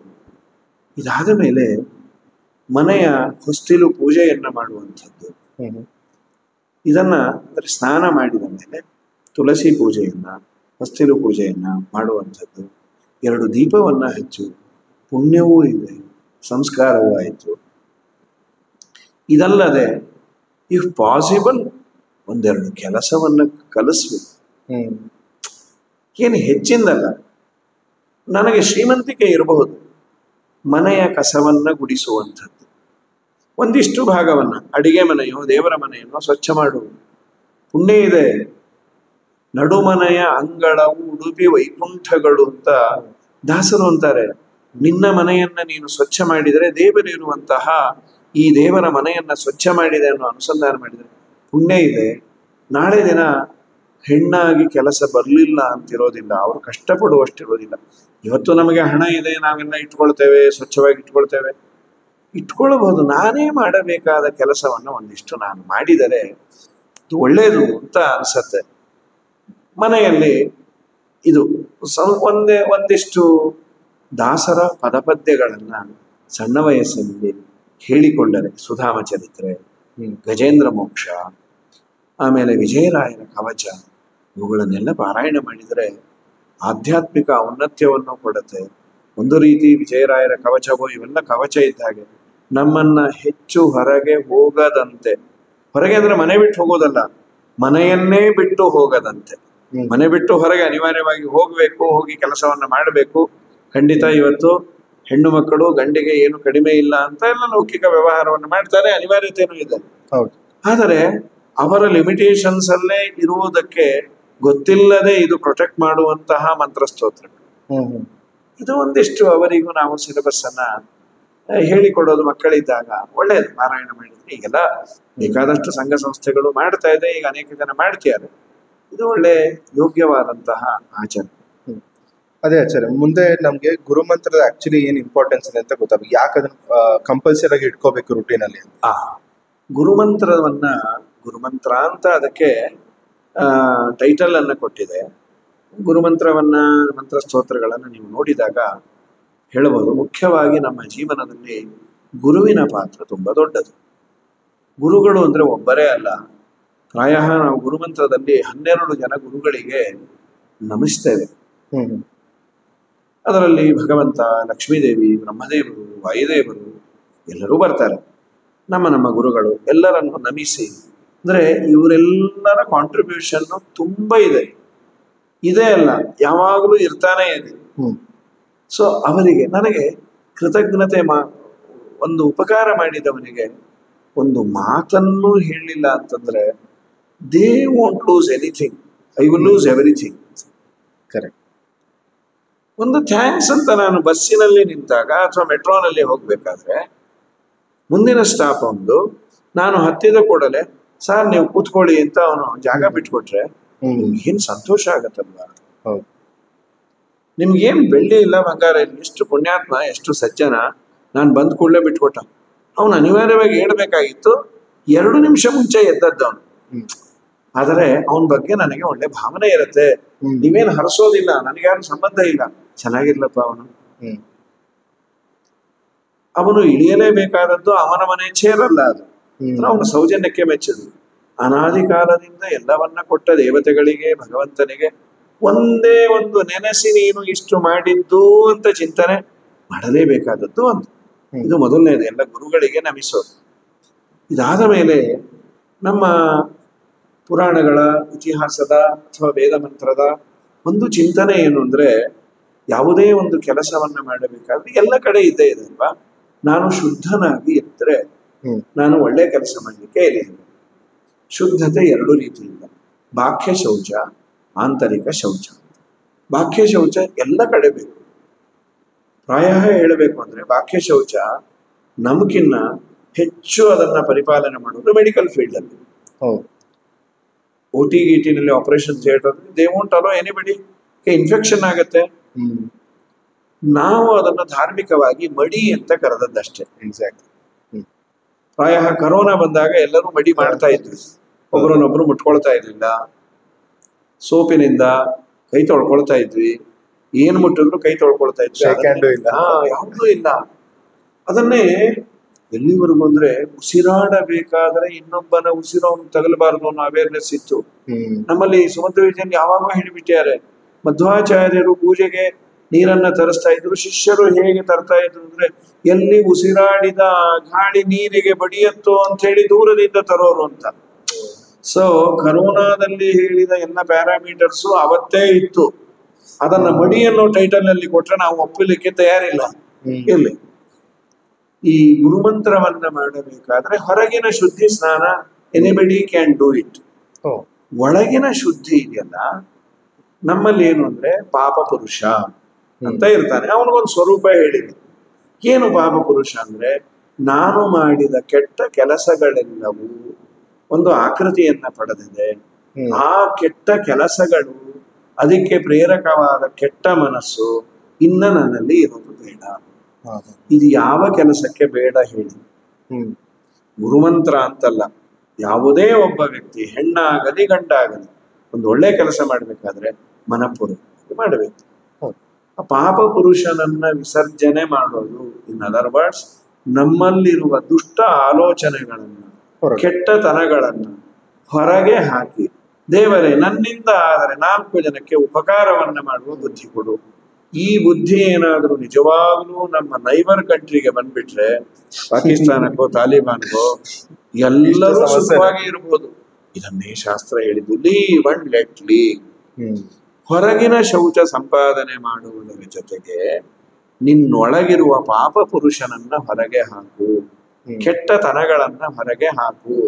ಅವನಿಗೊಂದು ಆಕೃತಿಯನ್ನ ಕೊಟ್ಟು ಅದೊಂದು ಚಿಂತನೆಯನ್ನ ಹೇಳಿ, ಅವನು ನಿನ್ನ ಎಡಭಾಗದ ಹೊಟ್ಟೆಯಲ್ಲಿ ಇರ್ತಾನೆ, ಅವನನ್ನ ನಿನ್ನ ನಾಭಿಯಲ್ಲಿ ತೆಗೆದುಕೊಂಡು ಬಾ. ನಾಭಿಯಲ್ಲಿ ಒಂದು ಅಗ್ನಿ ಇದೆ, ಆ ಅಗ್ನಿ ಸುಡತ್ತೆ. ಸುಡುವ ಮುಂಚೆ ಅದು ಒಣಗಿದ ಕಟ್ಟಿಗೆ ಆದರೆ ಸುಡೋದು ಸುಲಭ. ವಾಯುವಿನಿಂದ ಶೋಷಿಸು, ಅಗ್ನಿಯಿಂದ ಅದನ್ನ ಚೆನ್ನಾಗಿ ಸುಡು. ಸುಟ್ಟ ಬೂದಿಯನ್ನ ಮೂಗಿನ ಹೊರಗೆ ಹಾಕು. ನೀನು ಇಷ್ಟೆಲ್ಲ ಪ್ರೋಸೆಸ್ಸು ನಿನ್ನ ದೇಹದಲ್ಲಿ ಮಾಡಿದ್ದರಿಂದ ಅಶುದ್ಧವಾಯ್ತಲ್ವಾ? ಒಬ್ಬನ ಸಂಸ್ಕಾರವೇ ದೇಹದಲ್ಲಿ ಆಗಿದೆ ಅಂದ್ರೆ ಅದಕ್ಕೆ ಸ್ನಾನ ಮಾಡು. ಬಚ್ಚಲ್ಗೆ ಹೋಗ್ಬೇಡ.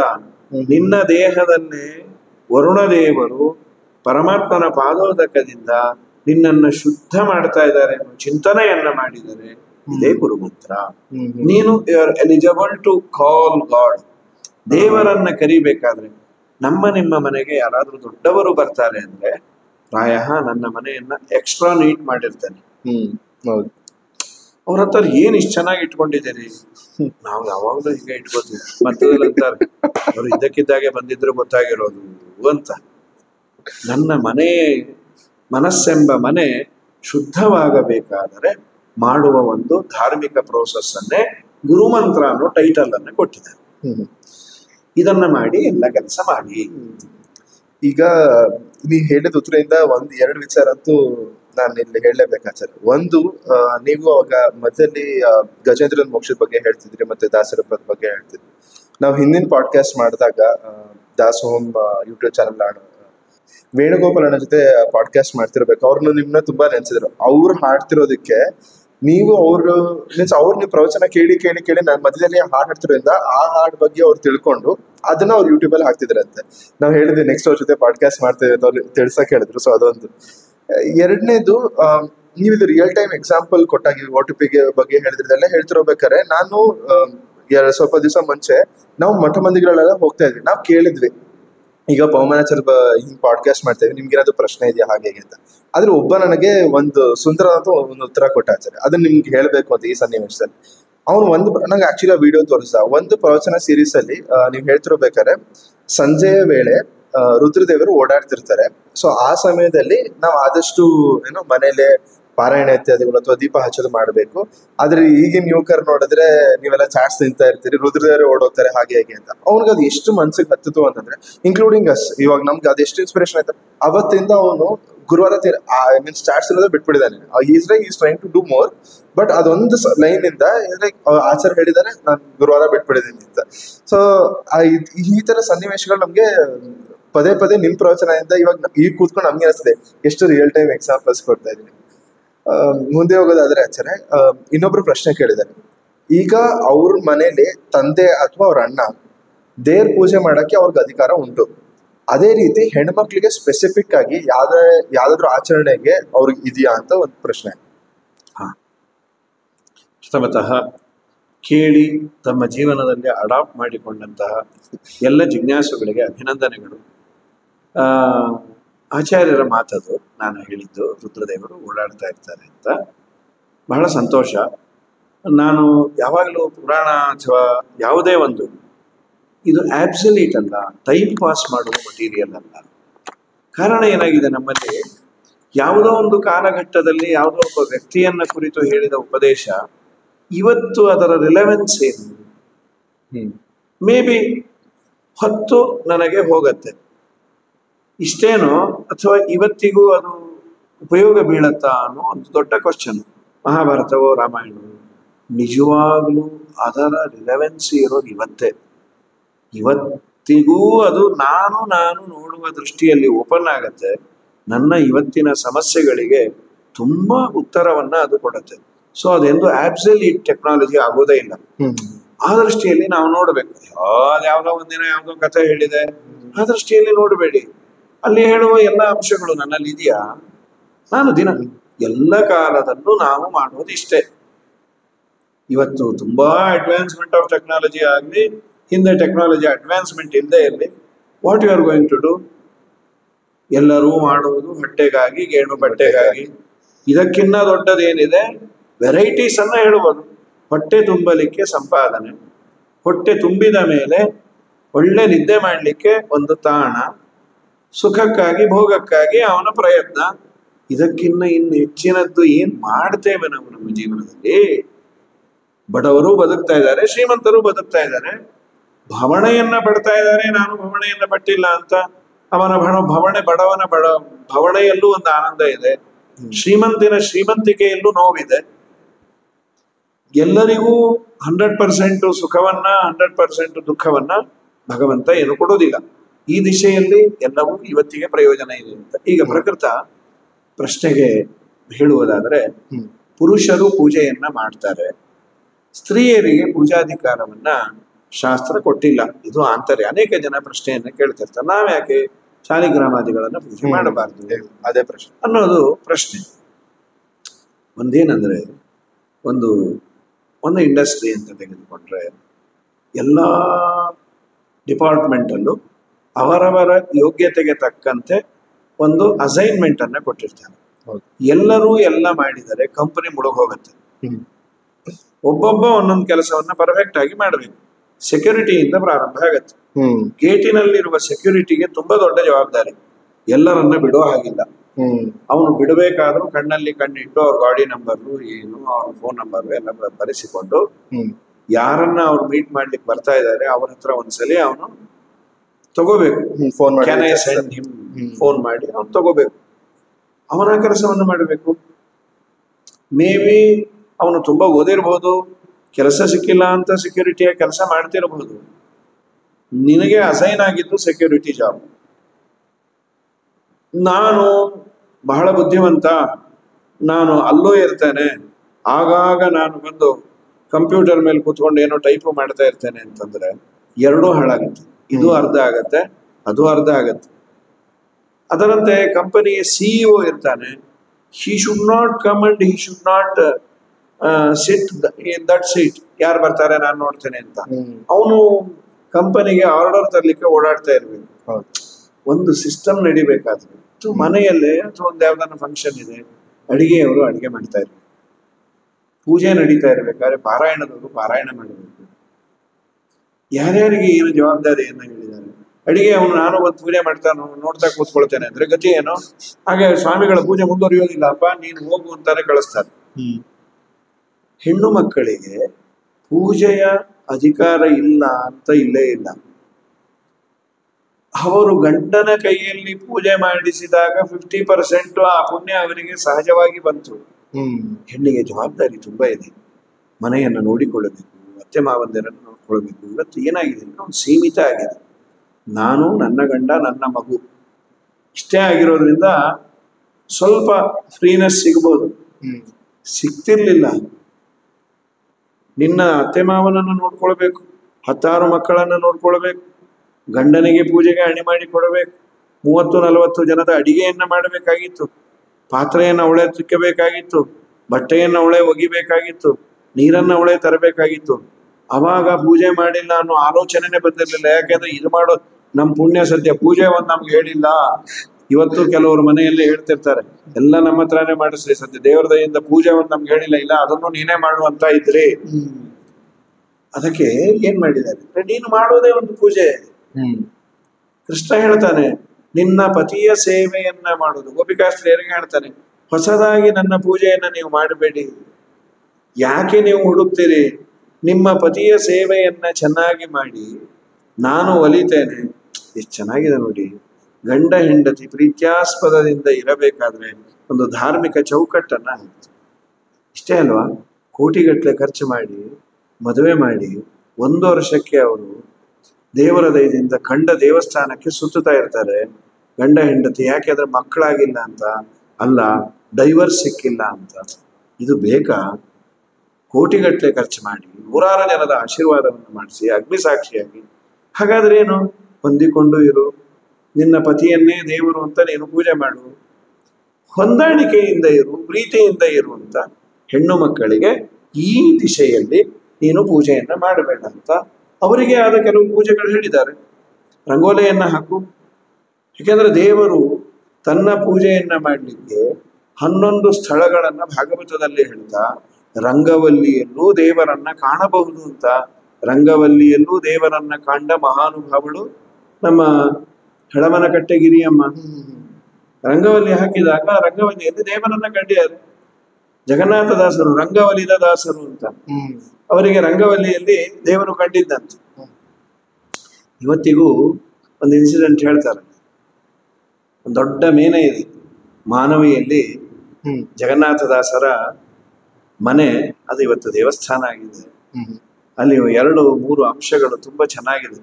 ಒಂದು ಸತ್ಯಬೋಧ ತೀರ್ಥ ಶ್ರೀಪಾದಂಗಳವರ ಪಾದುಕೆ ಅಲ್ಲಿ ಉಂಟು. ಅವರಿಗೆ ಅನುಗ್ರಹ ಮಾಡಿ ಸತ್ಯಬೋಧ ತೀರ್ಥರು ಕೊಟ್ಟದ್ದು. ಒಂದು ದೊಡ್ಡ ಪಲ್ಲಕ್ಕಿ ಇದೆ. ಈ ಪಲ್ಲಕ್ಕಿಯ ಹಿನ್ನೆಲೆ ಏನು ಅಂತ ನನಗೆ ಗೊತ್ತಿರಲಿಲ್ಲ, ಕೇಳದೆ. ಅನೇಕ ಪುಸ್ತಕಗಳಲ್ಲಿ ಆ ಪಲ್ಲಕ್ಕಿಯಲ್ಲಿ ಜಗನ್ನಾಥದಾಸರು ಕುಳಿತಿದ್ದು, ಅದನ್ನ ನಮ್ಮ ಪೂರ್ಣಯ್ಯನವರು, ದಿವಾನ್ ಪೂರ್ಣಯ್ಯನವರು ಕೊಟ್ಟಿದ್ದು ಅಂತ ಹೇಳಿದ್ರು. ಪೂರ್ಣಯ್ಯನವರು ಕೊಟ್ಟರೆ ವಿಶೇಷ ಏನು?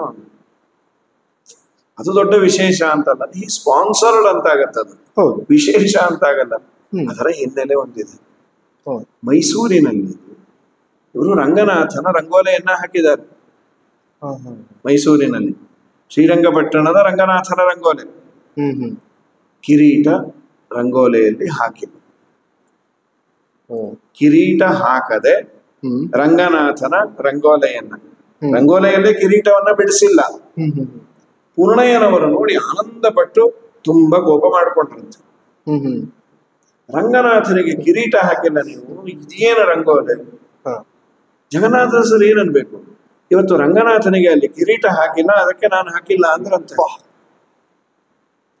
ಇವ್ರಿಗೆ ಸ್ವಲ್ಪ ಇನ್ನೂ ಬೇಸರ ಆಯ್ತು.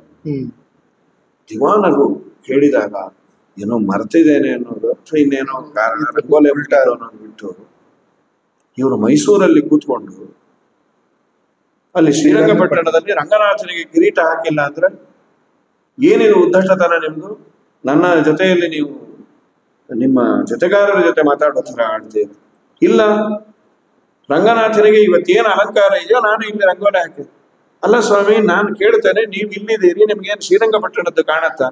ದೇವರು ದಿವ್ಯ ದೃಷ್ಟಿಯನ್ನ ಕೊಟ್ರೆ ಯಾಕೆ ಕಾಣೋದಿಲ್ಲ?